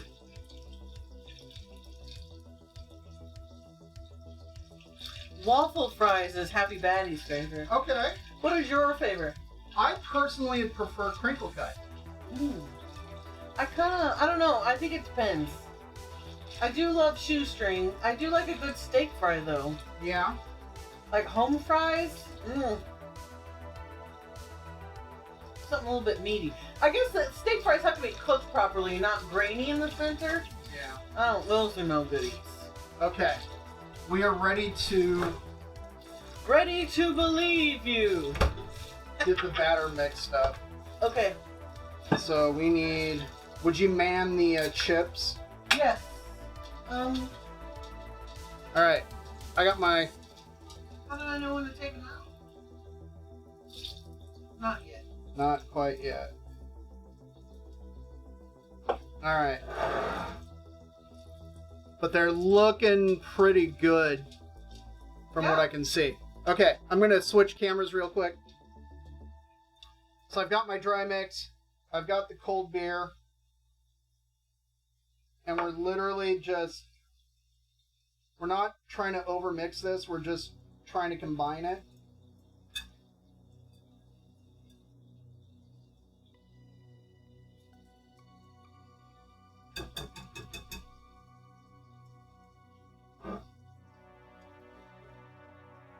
I'm thinking these are about done. Maybe a hair longer. Okay. They're not as dark. There we go. I think that will do it for this. Alright, I'm gonna keep... Can I get a peek? Because I know there's a Yep. little bit of carryover cooking, and I don't want them to get too brown. You know what? Let them go just a little bit longer, I think. Okay. Turn the alarm on. Let me turn the heat down. Okay. You taking over? Yeah. He's taking over, so I'll come back over here. I do like skinny fries as well. Oh my gosh, In-N-Out fries, absolutely love. Some people hate them, I know, Like but me. I'm not a fan. he's not a fan. I love them. They're some of my favorites if they're warm. Like, they've got to be fresh. Good call with the dipping. The bigger fries are better for dipping. Which then brings the question, what does one dip fries into? I know that can cause some problems. Some people love the fry sauce. I'm a ketchup person, although I don't always dip my potatoes in ketchup. Potatoes are the EVs of the food world. Weak on their own, but they have great potential. The what? EVs? Did I say that right? E-E-V-E-E. Evie? I'm not sure what that is. I don't know either. Have Batty will have to explain it. Oh, Pokemon. Oh, yes, it is a Pokemon. Yeah, it's a very low level little guy. Pokemon. Sorry. But it can turn into really good things. They're cute. Okay. I used to play. I don't play anymore. I don't have anybody to play with. My cohort that I played with, Dong-Yoon, that was our student who lived with us, he went home. Well, he's at college now. No, now he's in Korea. College he? is, yeah, semester ended. Ah. So he's in Korea. Okay, I think these are ready to go. It's true. And they turn into, they evolve into some really cool things.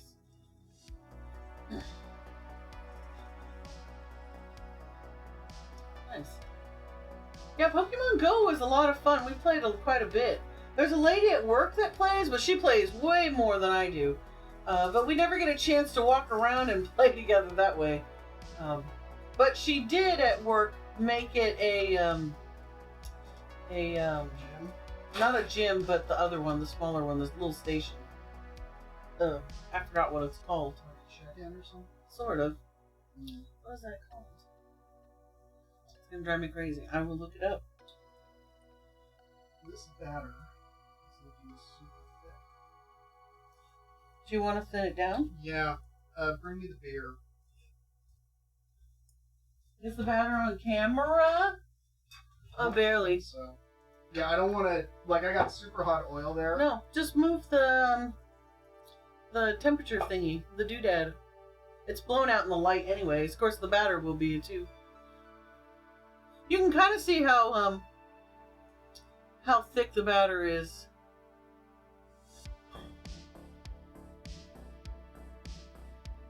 Yeah, downtown is crazy. Even like every corner there's something. What is this?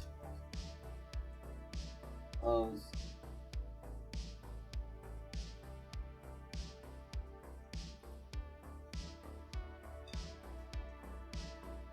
Pokestop, that's what it's called. But yeah, so they put Pokestop at my work. So that's cool.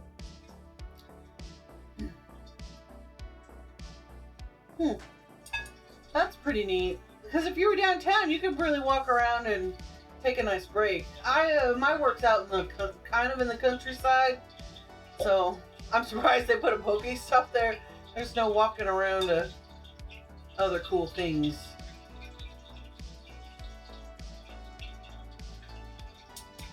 Onion ring time! You guys all fans of onion rings?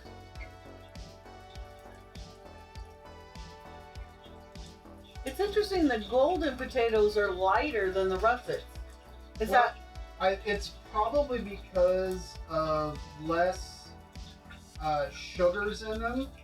Because the sugars are what are gonna turn brown. Sugar caramelizes. I love onions. I will eat them raw. I did learn, this one here's taught me if you take onions and soak them in water for a while, it lessens their bite a little bit. So onions that way are pretty tasty. And if there's raw onions, say like in a burger, I'm happy to eat them that way.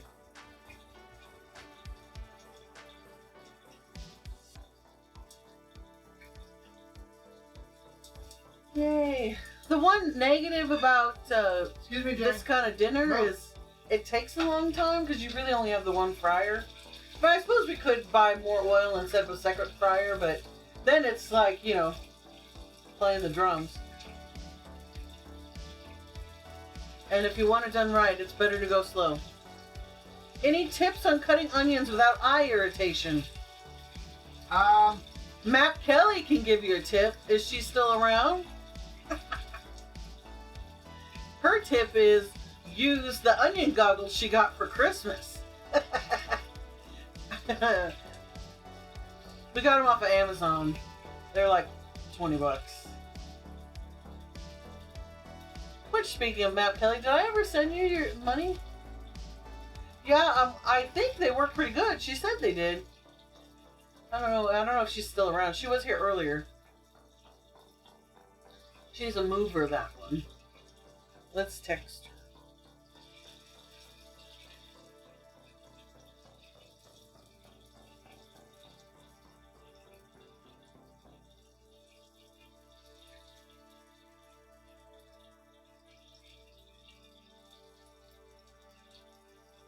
They had really good reviews.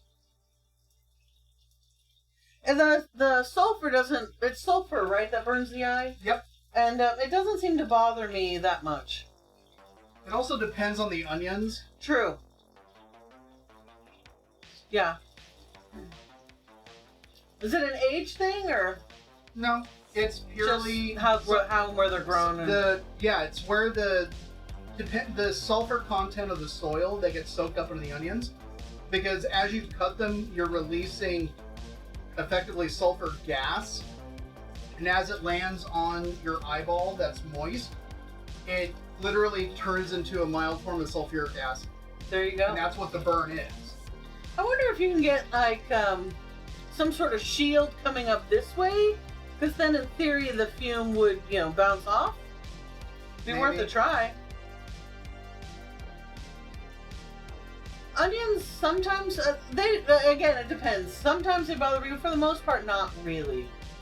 I'm usually okay. I also don't have to cut them that often. But yeah, I heard good things about the goggles.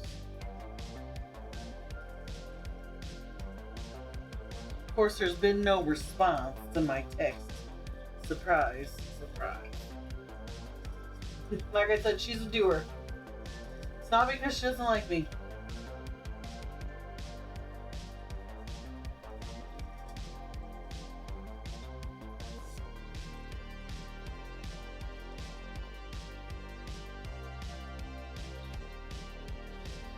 Oh, yeah, good idea. She likes to, Happy Batty likes to air out the kitchen, which is smart. Like I said, this kitchen doesn't have a vent. Our window's open. The window is open. There's a window behind the screen that I'm looking at. We have a TV here, so it's easier to read the chat. And there is a window behind it, but we have it blocked so that the sunlight doesn't come in, because it's a pretty big window. Yeah. If the sun comes in through there, then it just runs. The way this kitchen was designed way back in the day, this was like a little eating nook, which is cute for those that use it, but the people before us put this counter in, which is actually the only real prep station.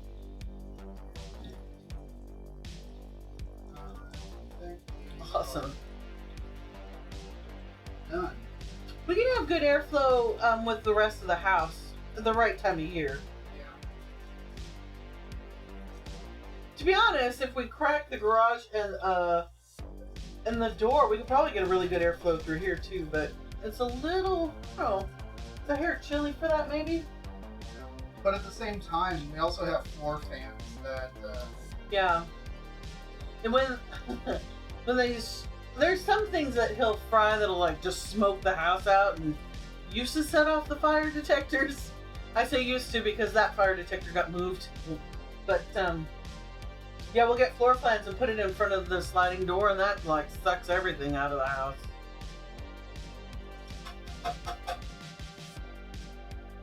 But yeah, good airflow is vital. Oof, those smell good. Trying to get as many of the batter floaties out as I can. Yeah, they smell amazing. I can smell the onions from here. They're too hot to eat them. Alright, we're just waiting for the... Oh.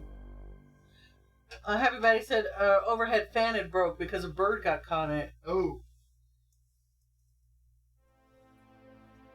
And one of the cats kept trying to hop onto the stove while they're cooking, and that's why. There you go. Thankfully, we haven't really had a bird in the house. Of course, it wouldn't last very long. Our girl is pretty prey-driven. Yeah. That is true. She has gotten a few birds before. She usually gets when it's this time of year where it's late spring and there's a lot of babies around. Thankfully, most of the parents have learned not to do that around us. Oh, I bet. The poor thing. That would be no bueno. No bueno. I'm just, Oh, he's doing shrimp now. yeah, well, I'm waiting for the oil to come back up to temp. He's dredging the shrimp. Yeah, dredging the shrimp and getting them ready to go into the batter, which, based on that amount, I'm thinking I'm going to have to mix up some of the Korean fry mix. And I will more than likely just add it to this. I've never seen our dogs get a squirrel, but the where were we? We were traveling, and so we had a lady stay at the house a number of years ago, and in one day 2 squirrels came in. So I'm guessing Vera caught one, and she'll play with it until it's dead, and then she just lets it lie. And then we had 2 other dogs. We had 3 dogs at that time, but they then would like rip it apart and try and eat it. She's just like, "Ooh, it's a toy. I'm gonna play," and then it dies, and oh, I can't play with it anymore. We just moved in. I don't know, maybe week 2 or 3. And there's this what looks like a gopher popping out of the hole, and she's just playing with it. And I get over there and like, nope, it's a rat that's completely paralyzed from the waist down. I'm like, oh, I'm glad you got the rat, but put it down. Like, don't be playing with your food like that. That's just not nice. Yeah, she's kind of all about that. I like cats. Cats are a lot of fun.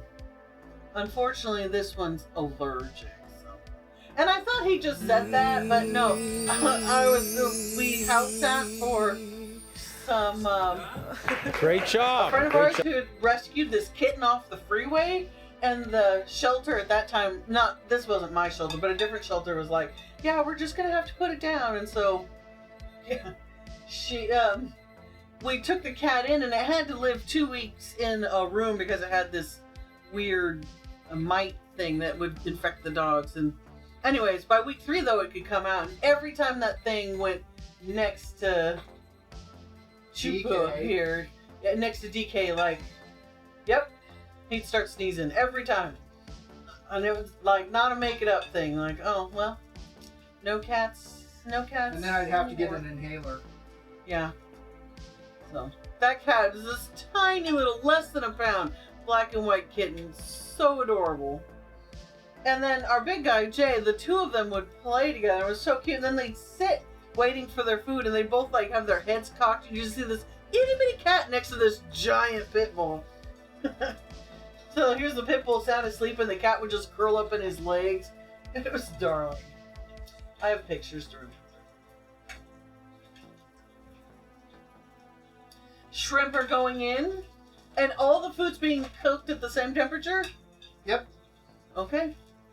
And this is grapeseed oil? No, it's vegetable oil. Vegetable oil. And why is that? Because it was on sale. Oils can be expensive. Yeah. So we're using vegetable oil. Like in a perfect world, I'd be using probably peanut oil, but peanut oil is quite expensive. There's, grapeseed has a higher sperm point, and so does safflower. Safflower. I listen. Most of the time.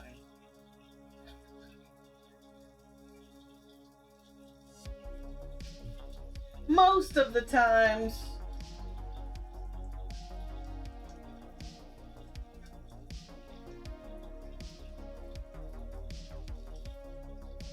Shrimps are looking good.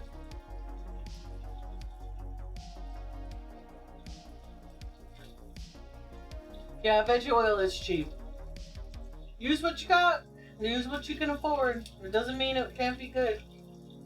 That's another thing he's taught me, that you can make do and make really well with. I mean, some ingredients matter. You need to buy quality, but it doesn't have to be the highest quality. And you can do things to lesser quality to make it still yummy. Yeah, us too. It's just a question of, looking at what it is that you're making and how big of a difference that particular ingredient is going to make. You know what I mean? Like if you're making, say, a stew that calls for red wine, you don't necessarily need a bottle of Opus 1, because it's going to cook and you're going to lose kind of all that nuance and everything else. Just get something that's, okay, yeah, I would drink it, that kind of thing, and then use that. I love shrimp too. Oh my gosh. Shrimp's delicious. You can boil it, broil it, saute it, shrimp sandwich, shrimp and potatoes. Whew, those are looking good too. Yeah, the shrimp are looking pretty amazing. Happy Betty says cheap wines are good for cooking, from what I heard. Yeah, you don't want to necessarily get the cheapest one out there, but Inexpensive's fine. the inexpensive that you would still drink, yeah, you're good to go. A friend of mine, well, a board member I worked with, he was a wine connoisseur, and he would buy, $500 bottles of wine and try them out. But he said, to be honest, yeah, that once you've gone past the $75 mark, that wines in flavor didn't really change all that much. And he didn't see the point in spending more because the flavor, it didn't really change.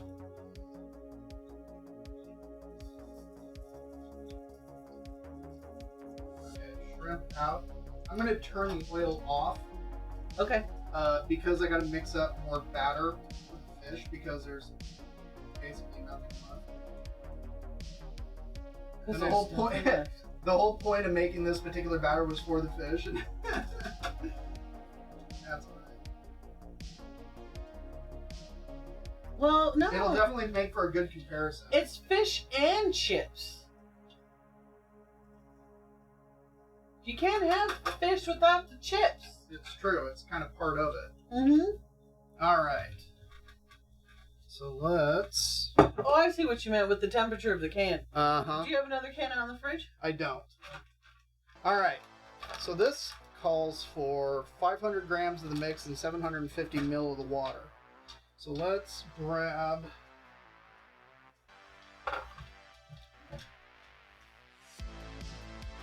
All right.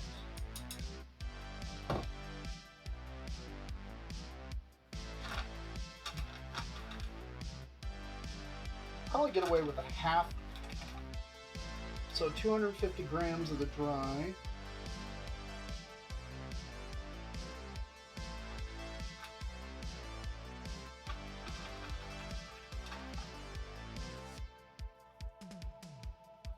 Six.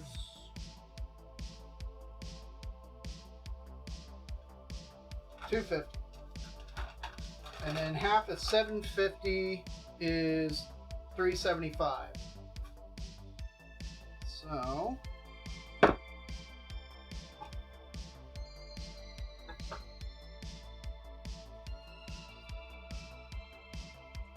might as well you finish here. So that's 109. And we're gonna add cold water to this.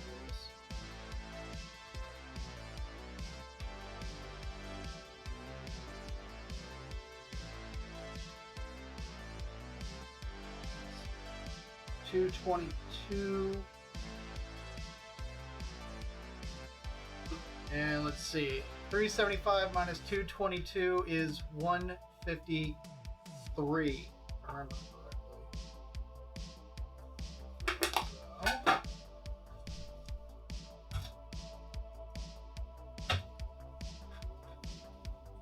I'm getting the water from our cooler here just because the water comes out really cold. And we want that coldness. Alright.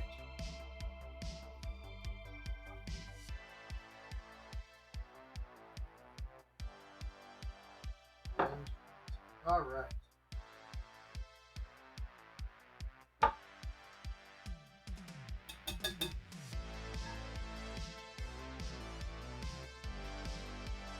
Next until it just comes. It's okay if there's a little bit of dryness.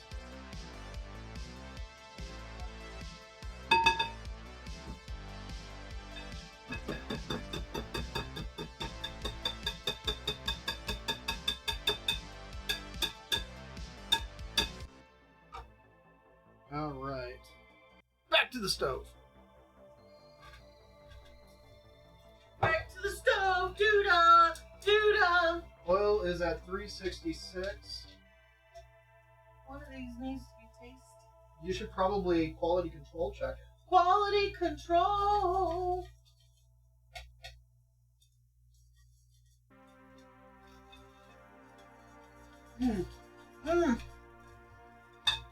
shrimp are too hot. But, little baby onion ring. Excellent. Baby onion rings.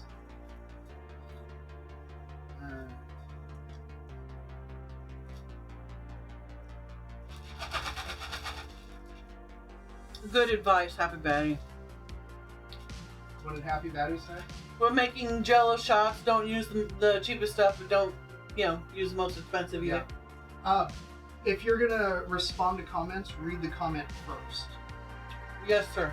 Thank you. That way I know what you're talking about. Okay. That's fair. Onion ring. Excellent. So, Artistic Ape is a first time chat. Hey, Artistic Ape. Welcome. That milkshake brought this Brit to the yard. Hopefully we're not offending Britain too much. Hey, thanks for the follow, Artistic Ape. Thanks, Artistic Ape.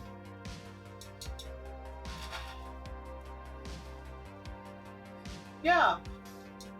I mean, they're pretty good. It's not a British, proper fish and chip shop, but it's, not bad. We're making do. Yeah. So We did use a Japanese beer. we're doing well, Artistic Ape. Hopefully you're doing pretty good this morning, evening, afternoon, night, wherever Well, you are in the world. Yeah, where are you? We're in the Portland area. Yeah, the greater Portland area. Greater Portland area. Portland, Oregon. There you go. Just not to be confused with Portland, Maine. That's true. So, interesting thing, Happy Batty, about the cheap vodka thing. There was an article years ago that took the kind of the cheapest bottom shelf vodka they can find, and they ran it through a Brita filter a number of times to see how it would affect it. And what was interesting is that it actually made it better in that it kind of took out some of the not so pleasant aspects of it. It made it more palatable. Yeah, more palatable. And it wasn't to say that, the bottom shelf stuff suddenly turned into top shelf stuff, but it definitely made it Interesting. It definitely made it so you didn't regret your decision so much. Well, something for you to try, Happy Batty. Brita filter the cheap stuff for your next J shop.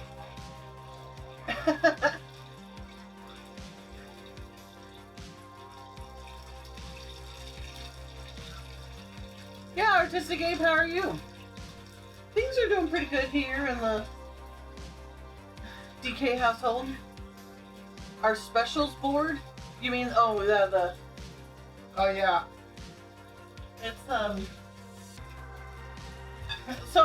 it's clear whiteboard paper that we bought off of Amazon. Over a white cabinet door. Yeah, and we put it on the red cabinet, but it didn't really, you couldn't see it. So we painted the cabinet white instead of buying new whiteboard.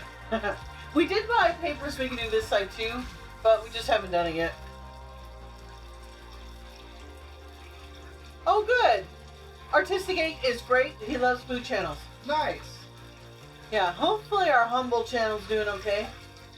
Or it's pretty. We have our moments. But it's really DK's channel. But we've learned that sometimes I have my moments. I know nothing. Well, I know a fraction about food. Let's say 5% about food, and he knows 110% about food. So together we're a good combo. We're a team. Yes, It's true. it is. It is true. Yeah. So yeah, I'm assuming you found us by way of just browsing through the food and drink subdirectory on Twitch. Well, we're glad you're here. Yeah. And we're also glad that all the lurkers are here too. Yep, we do love lurkers. I'm a master lurker. Most people don't know I'm lurking. That's how much of a master lurker I am. It's usually I'm lurking over whatever channels DK's watching. There's a few channels I've joined because I want to speak my piece. And DK doesn't translate my words the way I wanted them.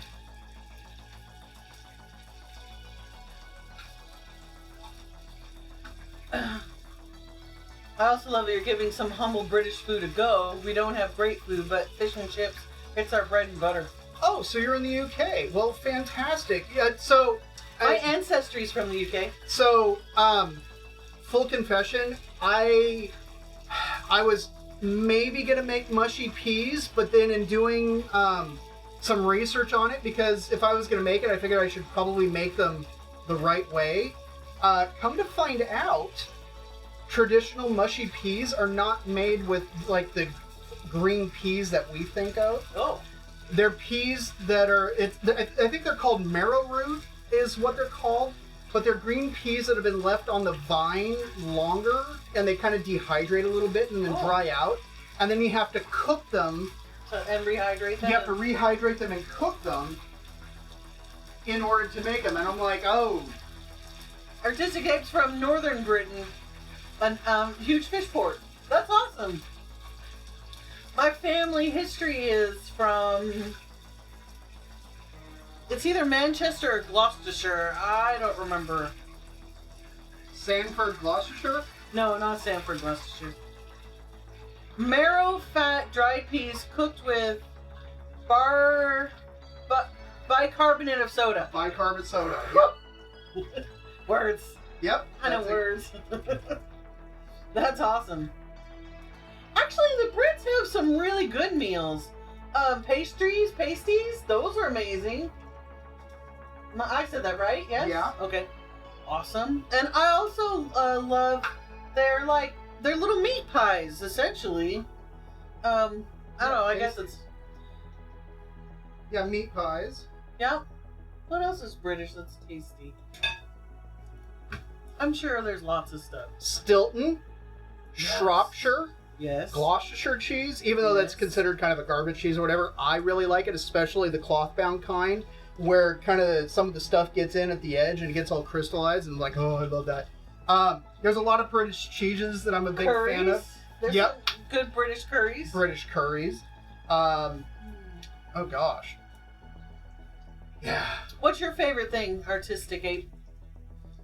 I know, you can't pick just one. Top few. All functional, not fancy. Yeah. I used to be microwave food, but this one broke me, thankfully. He did the world a favor and broke that.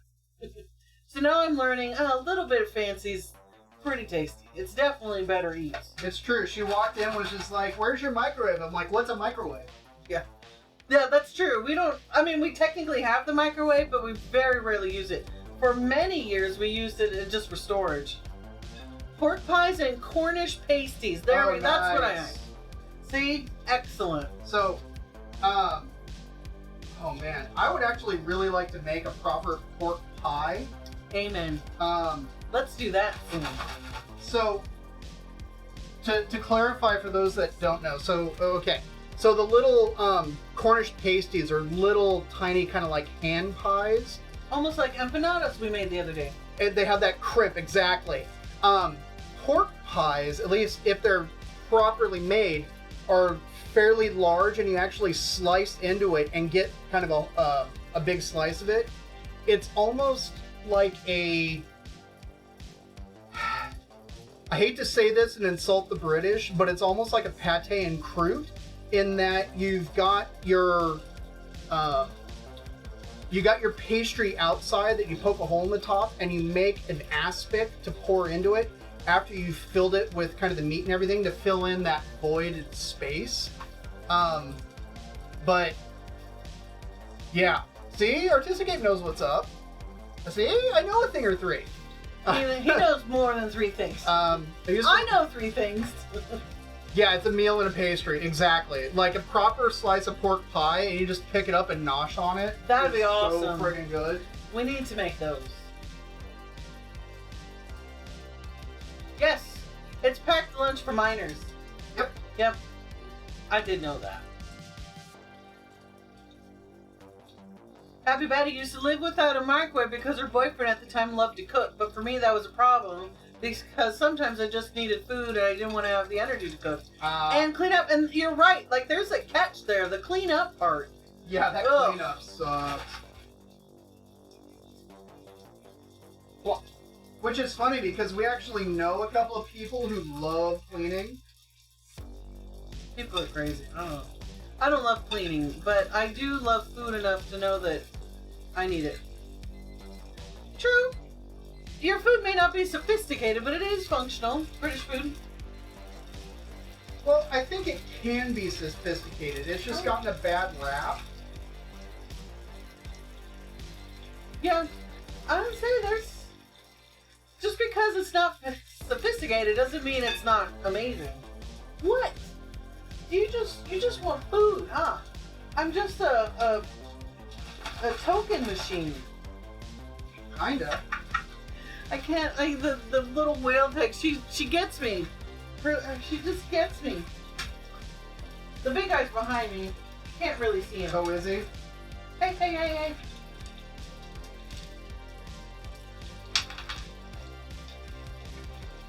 Yeah, we have two dogs. Artistic Ape. Jane and Vera. Jane Cobb, if you've seen Firefly. Jane Cobb he's our big dopey brute and his very favorite gun, Vera.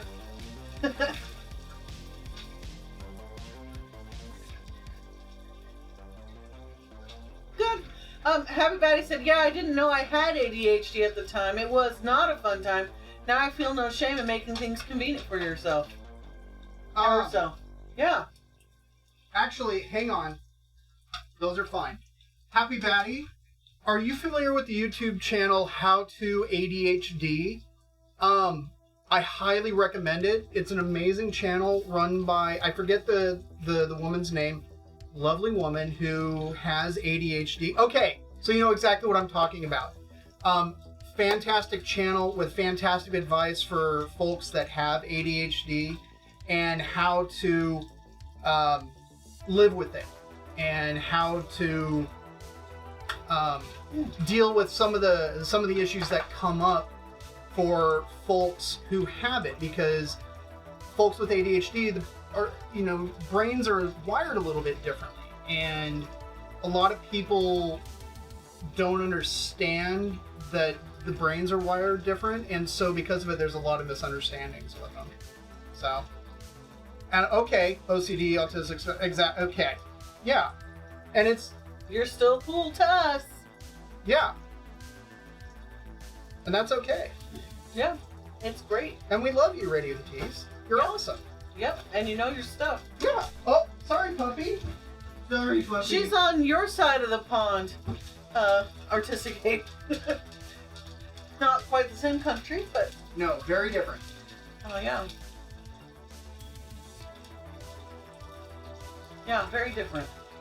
So I think, at least back to the question Oh, good. about... We're cool as hell, and he already loves this channel. I'm Nice. saying... Thanks, Artistic Ape. Is it he, she, they? I don't know. Let us know so we can insert the correct pronoun. Whatever you want, I will go with that. I'll just go with you. You seem cool too. If we call you dude, Okay. if we call you dude, just as an FYI, so we were both born and raised in Southern California. Yeah. Dude is, you call Everyone. everybody is a dude. Everyone. It doesn't matter if you're a male, female, or somewhere in between. Yeah. Everybody's a dude. And it's more like dude is like, hey, what are you Dude. doing? Yeah, it's so there's Yeah. no offense intended. It's just, hey, everyone's a dude. What's up, dude? Dude. What's up, dude? Dude. Dude. That's a California thing. Very much. You can have an entire conversation of just saying dude. Dude. It's true. Dude. We now live in the Portland Oregon area. Portland, Oregon area. We moved. Dude. We came up here. It's almost our anniversary. What, 6 years ago? 7. 6. It'll Yeah. be 6 years in June. Yeah, we moved up here because California is super expensive, and I was taking care of my mom full time, and I couldn't afford. We couldn't have me not working and living in California. So, commoner, you're more than a commoner. Artistic Ape said he lived in Northeast England, and is just a commoner. So let's see. Hang on. Northeast. So, There's a fishing port that direction. well, Great Britain's an island. There's fishing ports all over the place. True. But he's not like in the Cornwall area. I forget, like northeast. I'm trying to remember my British. Is that up near? Is that up near Manchester? Or no? Or or Manchester's way south of you. I don't know. So I thought Manchester. No, sorry, Liverpool. Liverpool was what I think it is. Liverpool's further south, right? I don't know. I don't could recall. say we watched. Maybe Jane. It was a YouTube channel, The British Gent. Oh my gosh! Just watching the countryside as he went through the little channels. Awesome. Opposite side from Manchester and Liverpool. Oh, okay. Yeah, but the country house gent. Oh my gosh, weird little man. But he just took his little boat and floated through His riverboat. his riverboat through. They're not really rivers. They're Canals. The canals. Yeah.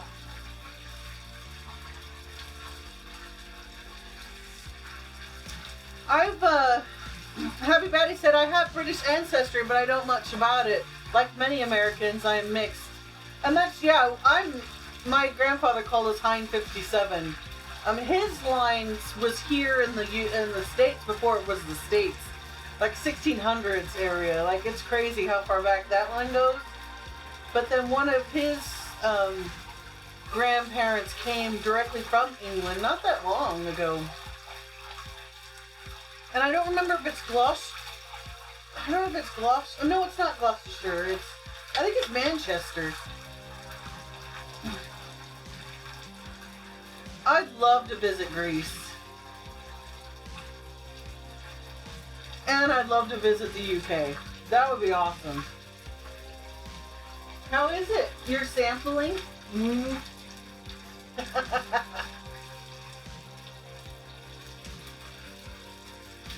Radio hiatus. I got an offer for a job in California just 2 weeks before the lockdown in 2020.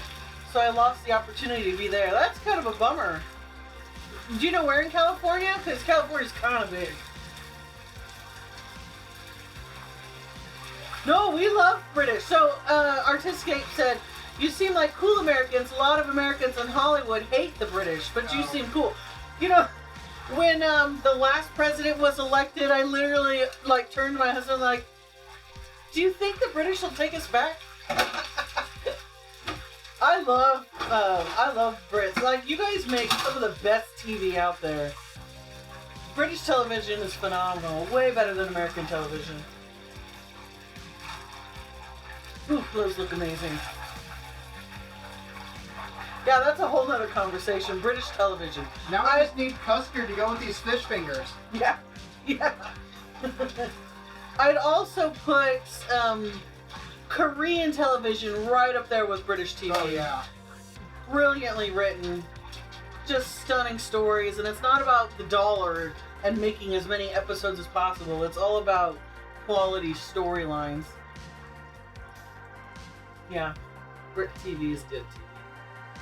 One of our very favorite series of all time, Detectorists.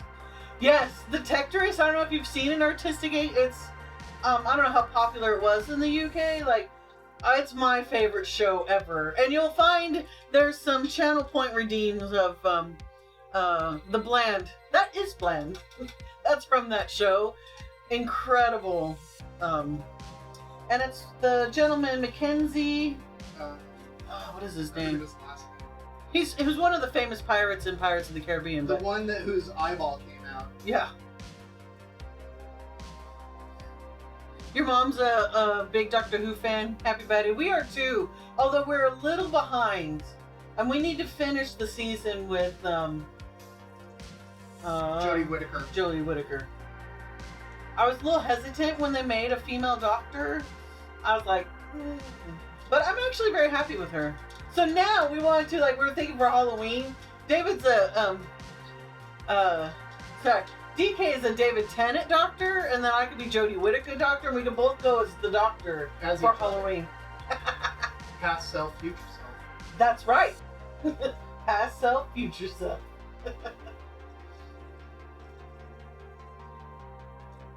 Just rewarming up the chips. Artistic Tape saying it's never had a high budget Doctor Who. No, it never has. Huh. It's shot. Like, there's just something about it. Like, now it is. Now it is. True. Back in the day, it was very much a super, like, cheap budget. It was meant as a kid's show initially. Oh. Interesting. I did not know that. But then the popularity took off and people identified with the show. And so, I mean, it stayed on for years and years and years through the different changes. Okay. He says you're right. I didn't know that. In fact, the theme, even though it's credited to a gentleman as being the composer, the person who actually made the theme was a woman. She was V-Power. Probably the most experienced person that worked in the BBC Radiophonics Workshop when it came to experimental electronic music.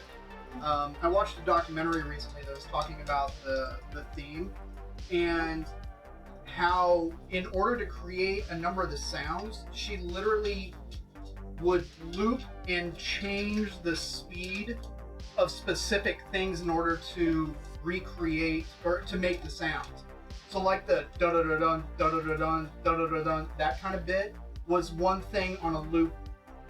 So like each thing was just kind of like on its own loop. Oh, okay. I can hear that.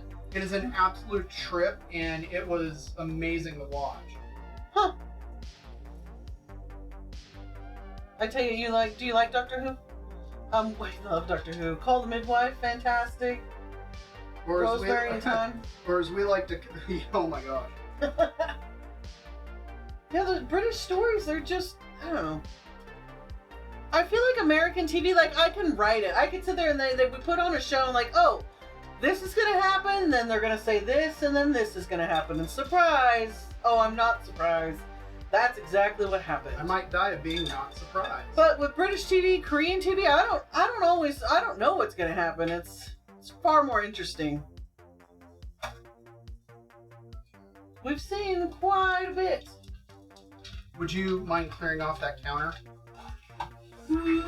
Are we done with this? And when I mean clear it off, I mean literally take it away. Thank you. Are you done with this? Yes. Mixing thingy? Yeah, we're ready.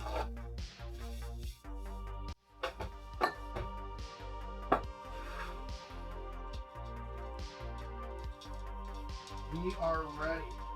I am ready.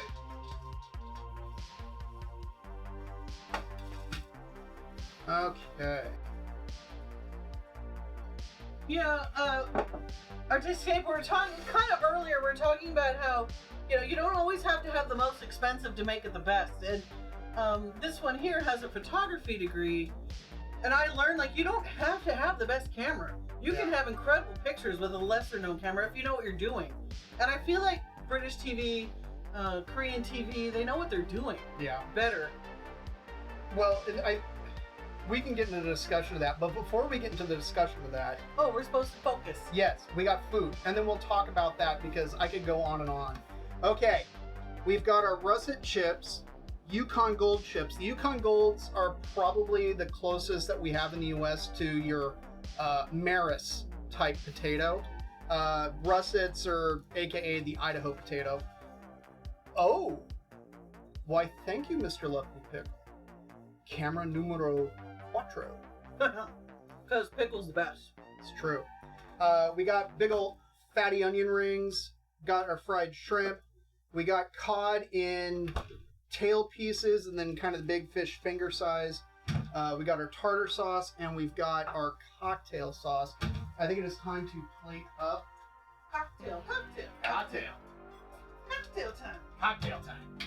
Oh, This that's the one problem with me putting that light right there. Well, we should just get that stuff out and be a little more prepared. Well, I'm getting a kind of a small platter out. Good call. So then that way I can kind of do a beauty plating. Thank you, Lumpy. You're amazing. Alright, so I was let's... telling DK we need to fly you up so that we can feed you like proper. Alright, so... do... Challenge accepted. His tum-tum's full of brisket. You can't make me hungry. I'm like, want to bet? Yeah, I was gonna... She took the words right out of my mouth. Challenge accepted. Alright, we got... Yeah, you're right, Happy Betty. We're definitely going to have a food coma. piece of fish. You know, since you're local, Happy Betty, when we have pickle over, you'll have to join us. Get a couple of onion rings. Need a couple of shrimp. I think you need a bigger plate. What Yeah, were I you think- thinking I'm thinking for this is going to work. money shot. Money shot. That's right. And there, the fish and chips and shrimp and onion ring. Bada bing, bada boom, bada boom. I do my own spinnies. You know, let me pick. You're talking about deep fried Oreos. I had some in Colorado and they were pretty tasty. But that night I ended up getting sick from some leftover onion rings that we tried eating. Oh my gosh, I was like violently ill. So after that, I'm like, I'm a little hesitant on the deep fried Oreos. So we're Okay. doing an experiment between the two potatoes to figure out which one's better, and I don't know if I can decide. Okay.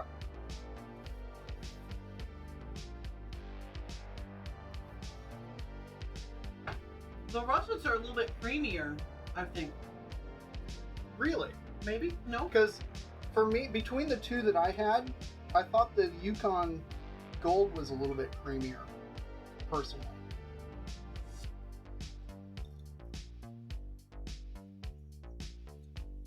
Like, I like the crust on the Yukon Gold. It's not quite Friday. Oh, I guess it would be Friday for you, huh? Yeah. They're both good. Yeah. I don't know if there's a big enough difference between the two that I would be like, this is the best. It has to be this potato every time from now on. Yeah, I think, well, okay, actually, you know what? I rescind that comment, Uh-oh. and I'll explain why. Between the two, I'm going to go with the Yukon Gold, and here's why. The Yukon Golds didn't brown up as fast as the russets, and so they can actually like stand to be fried for longer and get a little bit crunchier on the outside as opposed to the russets. Now, again, this is purely the experiment that I did in terms of par cooking them in the microwave and rotating them and then freezing them before frying. They're both good. I will happily eat them. But in I think the fact that the Yukon Golds didn't brown quite as quickly I think that's what kind of pushed it over the edge for me. Oh my gosh, corn dogs would be amazing, Lumpy Pickle. I would love if you made corn dogs. We need to do that.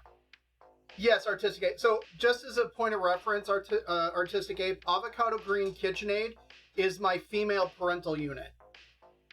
Mummy. And then Matt Kelly is his sister. Is my sister. And sometimes his brother pops on, which I don't... Paul. Yeah, that's where your dad lived for a bit. Okay. Shrimpy shrimp. Happy Betty's asking about purple and blue potatoes. Oh, purple and blue potatoes are very good. And yes, he knows about them. Oh, yeah. Purple and blue potatoes do exist. Yes, they do in a big way.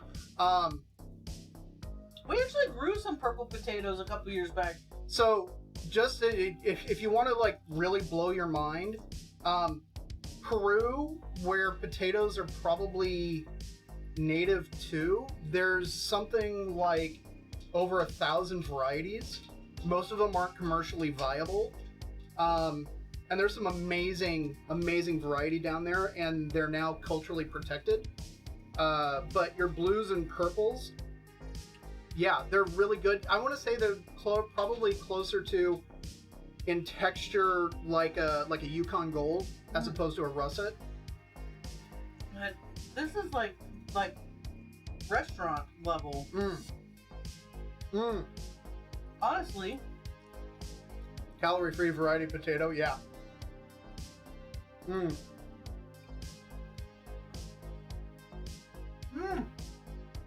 Let's go to Hull and have fish and chips then. That's like the ultimate dream, a tour of the best foods in the world. I'm gonna double dip because this is our house. Yeah. Double dip! No one's eating from that, so. But this is really good. the heat and the strength of that cocktail sauce, I don't eat the tails. I should have given it to you. That's okay. We have plenty of food though. In all fairness, we have plenty of food. What do you guys like to dip your fish and chips in? There was some debate in our household yesterday. Now you can squeezing lemon or malt vinegar. Did we squeeze some lemon on this? No, we didn't squeeze any lemon because I wanted to keep them crispy. Crispy. That's the fish finger. Yeah, it's still a little warm. I don't know if Oh, nice and steamy.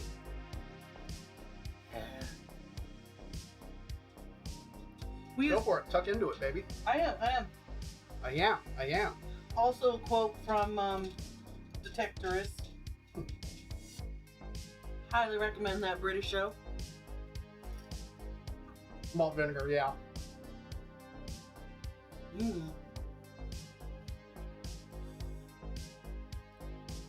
Oh yeah.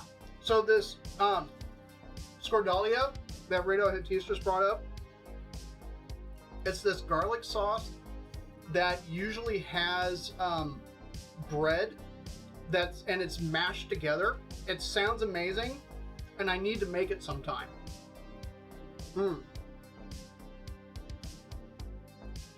Exactly, because they're not crispy anymore. Yeah. Okay. That's why I like my sauces on the side, because then I can fix how crispy I want it. Yeah, this is a cod. It's just a fish we had. Look, it's perfectly cooked. You did a good job. Thanks. I'm gonna go in on this tartar sauce. Double dip. There we go. Woo!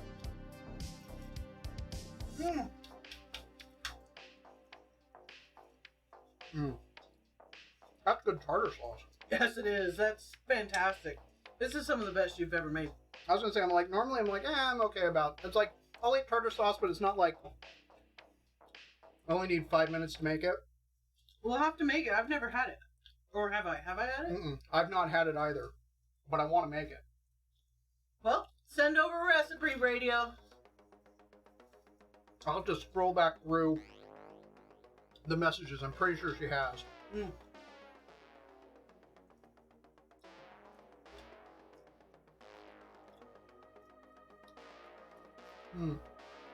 Oh man.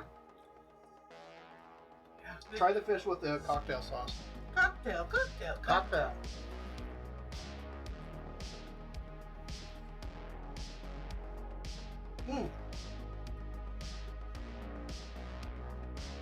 That's so good. We'll go back this sauce here though is fantastic. This is some of the best. Truly, like I'm not just saying Tartar it sauce. to win points or anything, but this tartar sauce is some of the best I've ever had. And this was a discussion we had. I've never really been a big tartar sauce fan because it's just not flavorful. It's just kind of mayo. And I usually prefer ketchup, but this tartar sauce is fantastic. It's true. She usually dips fish into ketchup. It's just her thing. Well, it's because the tartar Garlic sauce bread, is flat. olive oil, vinegar, salt. I don't have a ton of garlic. We can get some. We can get some.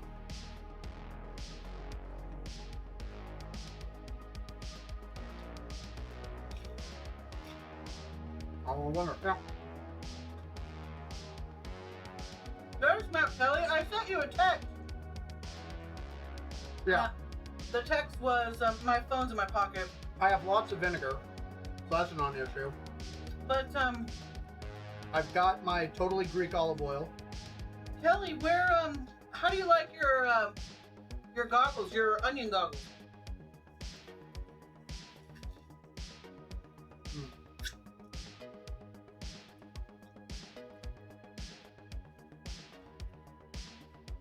Oh my gosh. Oh, but I know, but my phone's in my pocket. I'm busy eating.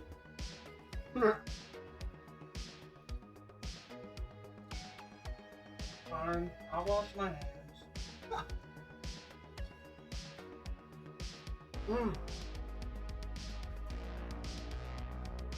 Yeah. Well, what I was talking about before you got home, babe, was when I was in the market looking for the pickles.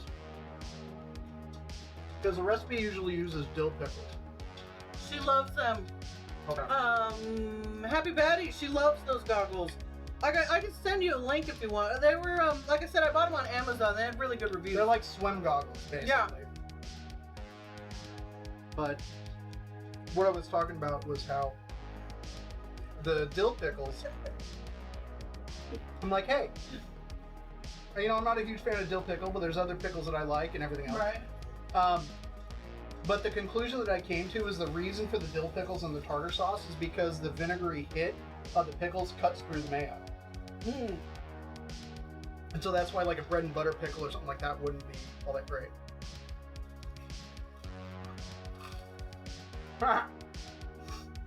Lumpy Pickle wears a motorcycle helmet. Picture, it didn't happen. That's right. You're kidding me? Earlier on when I was making the batter for this, I used rice flour and all-purpose flour. However, you can certainly use cassava flour instead of the all-purpose, and you should be just fine for making the batter. So then that way you've got a gluten-free batter.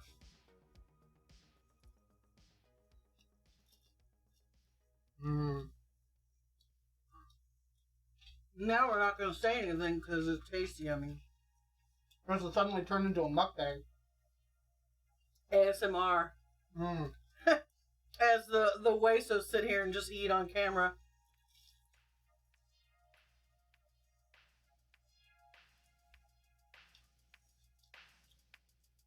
My giant shrimp. Mochi flour onion rings. Could that work? Mochi flour is just sweet rice flour, if I remember correctly. There shouldn't be any reason why you couldn't. I'll have to look. I haven't battered fish in over 2 years now. Okay. Well, there you go. Now you can. See, I'm looking out for you.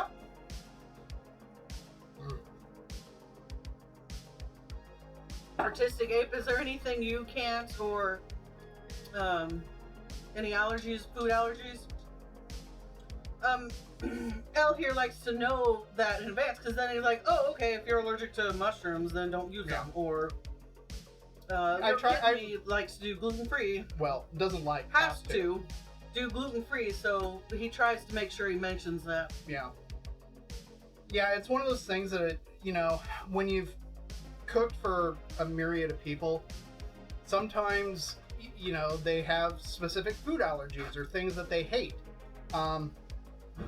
And so I try to be mindful of that, especially like if I know somebody's coming ahead of time, because there's nothing worse than like Okay, I've planned out this meal. I've made this meal. Here is this meal.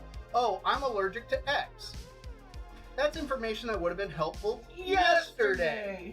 So I like to try to ask if anybody has any specific food allergies, so then that way I can either figure out an alternative. In fact, one Saturday, we made a completely gluten-free katsu curry. So then that way... Pork and meat? Didn't we do that? Yeah, it's for your kid. So, as long as your fish goes from fish to dry to wet, then fryer, all should be good. Yeah, exactly. And that's what happened. It went from dry into the rice flour, into the batter, into the fryer. Yep.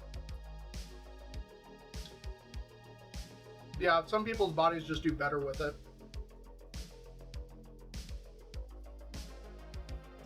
I ate the tails. You can have my tail. I'll shake it for you. Thanks. Ow. Any questions? This is a lot of food. It is. But see, this can be turned into fish burritos. Yes. That would be great.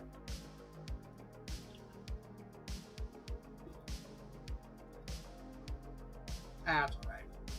Yeah, let me pick. We're happy you're here. You're getting definitely our tribe. We're convinced that the Lumpy Pickle and Decay here were separated at birth. Interesting. So Radio Hit says I'm a little bit allergic to banana. When eating banana, my tongue feels weird and you want to scratch it. That is a really common allergic reaction to specific foods, where your tongue starts to feel kind of itchy. I had this insanely strong blue cheese. I forget the name of it. It was a Spanish blue cheese that was wrapped in, I thought it was like sycamore leaves or something like that. Like it was, yeah, I mean, it was an insanely strong blue, super strong. And it was one of those blue cheeses that was so strong that it made my tongue itch. And I mean, I love the cheese, don't get me wrong. Hated cutting it because I was trying to maintain the leaves that were wrapped on the outside. That sucked. But yeah, I mean, I love me a blue cheese, which is why I mentioned specifically Stilton and Shropshire, which for those that, so Stilton is a kind of protected designation for a very specific type of blue cheese. It's very good. That's made in England. I believe at the moment there's only like 4 or 5 dairies left that have the stamp of approval in order to make Stilton in a very specific way. Most of which you can find at Neil's Yard. Is it not Stilton if it's cooked any other place? Well, so Stilton is made in such a way where it's the base paste is formed into a tall cylinder, and then it's poked from the outside with needles, and then inoculated, and then it works its way in. There is another cheese called Shropshire, which is made kind of similar to Stilton in the fact that it comes in the big cylinder, but instead of being the same kind of creamy paste as Stilton, it's made with a cheddar. And so it's a cheddar blue, and it's friggin' amazing. Oh, that's the one that's got the striped, like it's layered almost? No, you're thinking Huntsman. That's right. No, you're thinking Huntsman. No. Shropshire is a cheddar blue cheese. The Rapture. Yeah, it's amazing. Honestly, if you have a chance to find Shropshire, SHROPSHIRE, find it. It's gonna blow your mind. Yeah, there's not a whole lot of designations. Oh. That's all that's left. Do you want me to use it or no? Save it for tomorrow. Save it for tomorrow. So, yeah, Shropshire. It's dog food time, so I'm feeding the dogs. Yeah.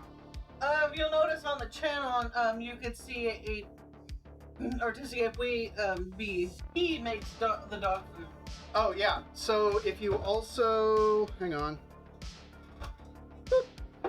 So this Let's is see. dog food he's made, the most recent batch, which I think is actually was recorded. Yes, it was. So, for instance, so on that link is all of the socials. So it's the Facebook page, Twitter, Instagram, but there's also a link to the YouTube channel. I put up the VODs from this stream onto the YouTube channel usually the next day. The YouTube. Usually. The last batch of dog food that I made should be up there. So I talk about it and kind of what we do. And He feeds all in that the stuff. morning and I feed at night. Because I have a job. So she leaves the house early in the morning and then I feed him in the morning. You have a job too. Yes. It's a different job. Yes. Oh.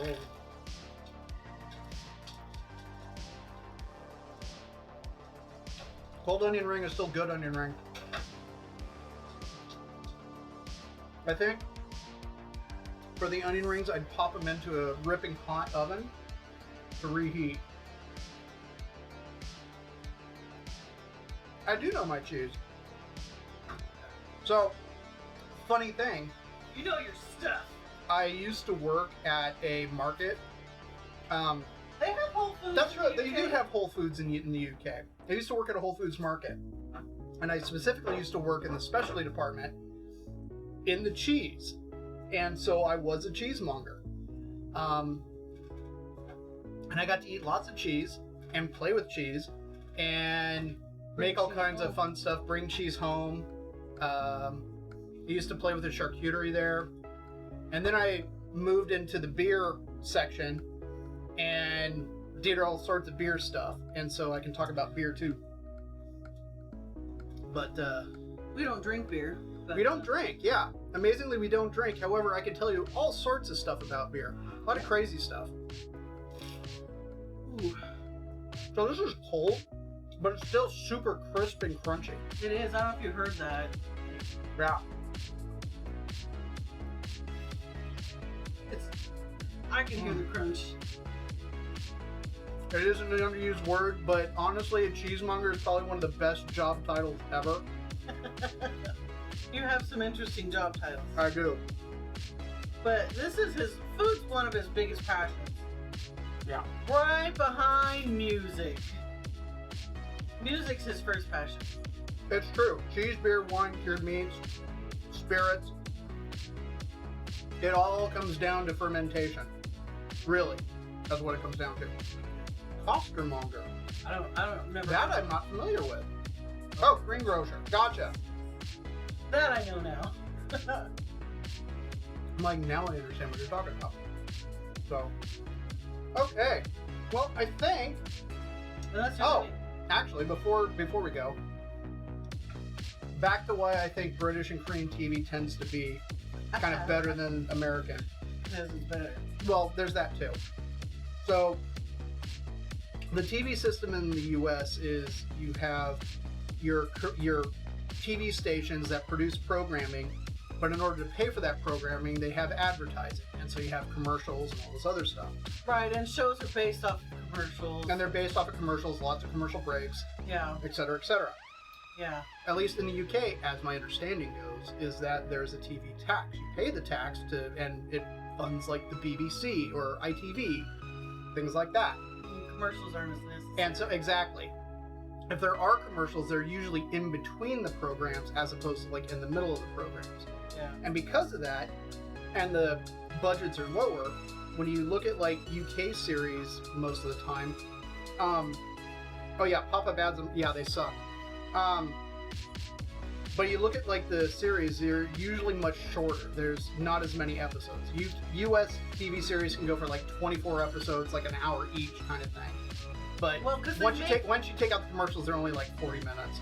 But they're required to make 23 episodes, where in British TV, like, we'll make as many as needed and nothing more. And like 6. And so because there's fewer episodes, they have to focus on the storytelling because they Yeah. only have 6 episodes to tell a story, as opposed to, you know, Let's other make- ones where it's let's like make they've 26. got lots of episodes. And now we're gonna do this for 10 years. But that's not always the case because then you have serious, comedies and things like that. Which I'm curious, your artistic ache, what American TV do you like? Yeah. No judgment. We do watch American television. We do. Jay's barking. Jay's barking at something. Probably the air. There's a fair amount of US TV that we watch also, but we like to mix it up because it's interesting coming from different parts of the world. Like Korean TV, we watch a number of Korean dramas, and I should say, but we love the stories, and they're usually beautifully shot. Sometimes they can get a little annoying. The photography is just porn. It is. It's The just photography stunning. is just gorgeous. They're beautiful to look at,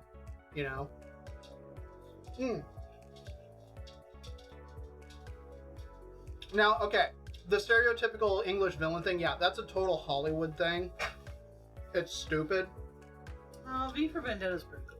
No, yeah, but that's not stereotypical. No. We used And that had Americans starring it. Well, except for Hugo Weaving, because Hugo Weaving's Australian. We used to celebrate Guy Fawkes Day. Yep. We take our pumpkins from Halloween and then blow them up on Guy Fawkes Day. Yep. Because, Remember the 5th of November. The gunpowder treason and plot. So, nah. It's all good. What do you like? What American TV do you like? Artistic ache, if you wish to say. No, you don't have to if you don't want to. As long as it's not something like The Real Housewives or something like that. Hey, no judgment if you're into that. I can't do that stuff. I can't do most reality TV just because it's not real, like at all. Yeah.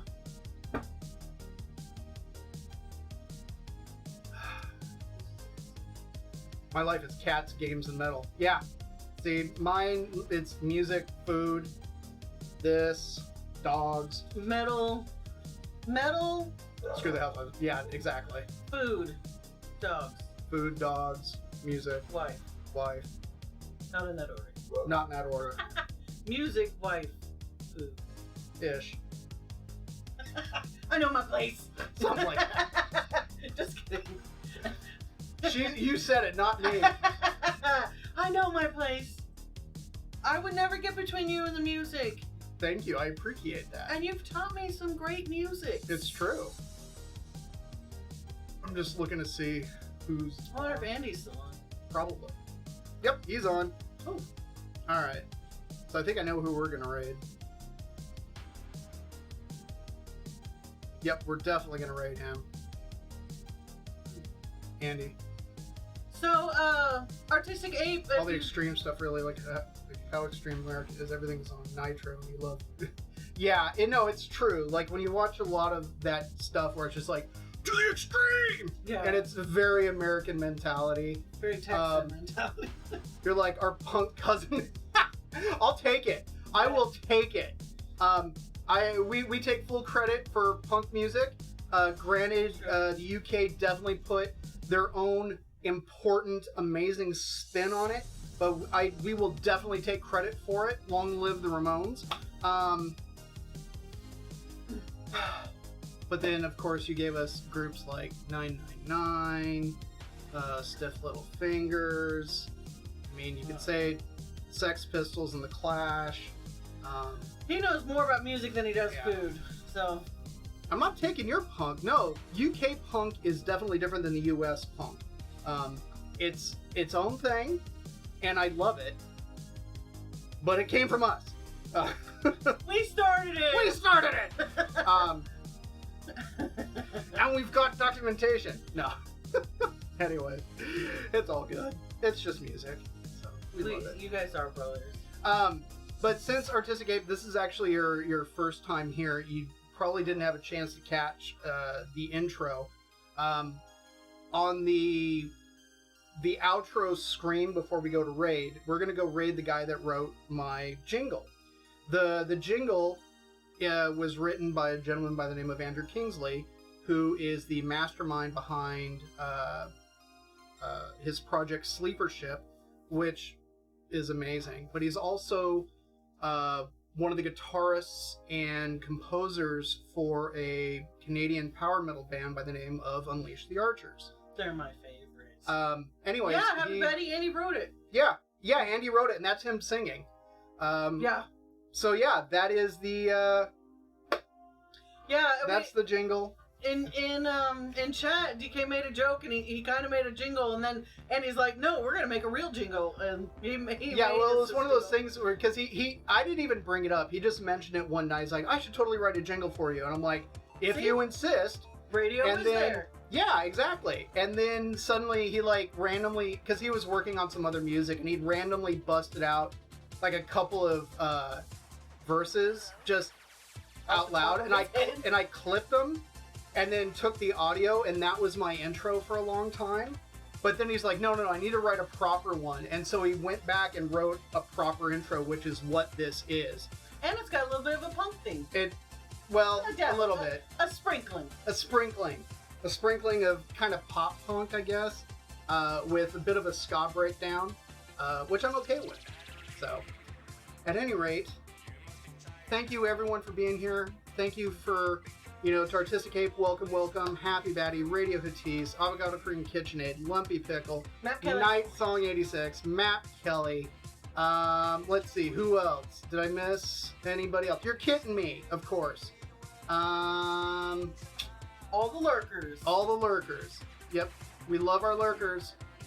We appreciate the fact that you're here. And we totally understand and appreciate, wanting to lurk. So it's all good. I'm so glad you had a good time, Artistic Ape. Yeah, definitely. Come back. Yeah, feel free to come back. I normally stream on, for me, Tuesdays, Thursdays, and Saturdays. Tuesdays and 30s are usually at 4 p.m. Pacific Standard Time. And then Saturday is usually at around 2 o'clock PST. However, I'm thinking, hey, Dongville, welcome. On the left, the same people in the small window. Yes, it's just a different camera view. It's us. That was just a view of the food, and we were just closing it out. Yeah, that's my dumpster fire stinger. It was a running joke when I started that it was going to be a dumpster fire. So that's that's what it is. But so we're gonna send you out with the my outro, which is gonna have that jingle like that was written by Andrew Kingsley, and then we're gonna go raid Andrew. He's probably still working on his power ballad. So we will set that up, and let's see if it'll actually let me do it. Scroll. No, R. Yeah, it was great meeting you, Artistic Ape, and Dongville, even though we didn't get to hang out much. There he is. But we'll be back. I'm hanging out more on stream. It's true. We found it's a little more interesting when I'm around. It's definitely more interesting when she's in the kitchen. So, thank you so much, everyone, for being here. Oh, you know what? Let me throw the raid message into the chat.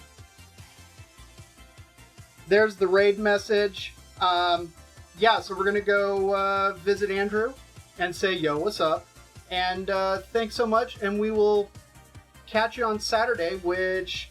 He's making sumo food, aren't you? The plan is to make chanko nabe, which is the sumo stew. And that should be it.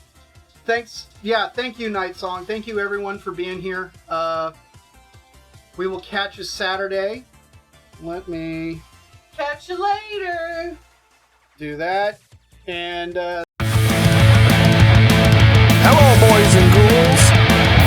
DK's making a snack today. What's it gonna be? DK's making a snack.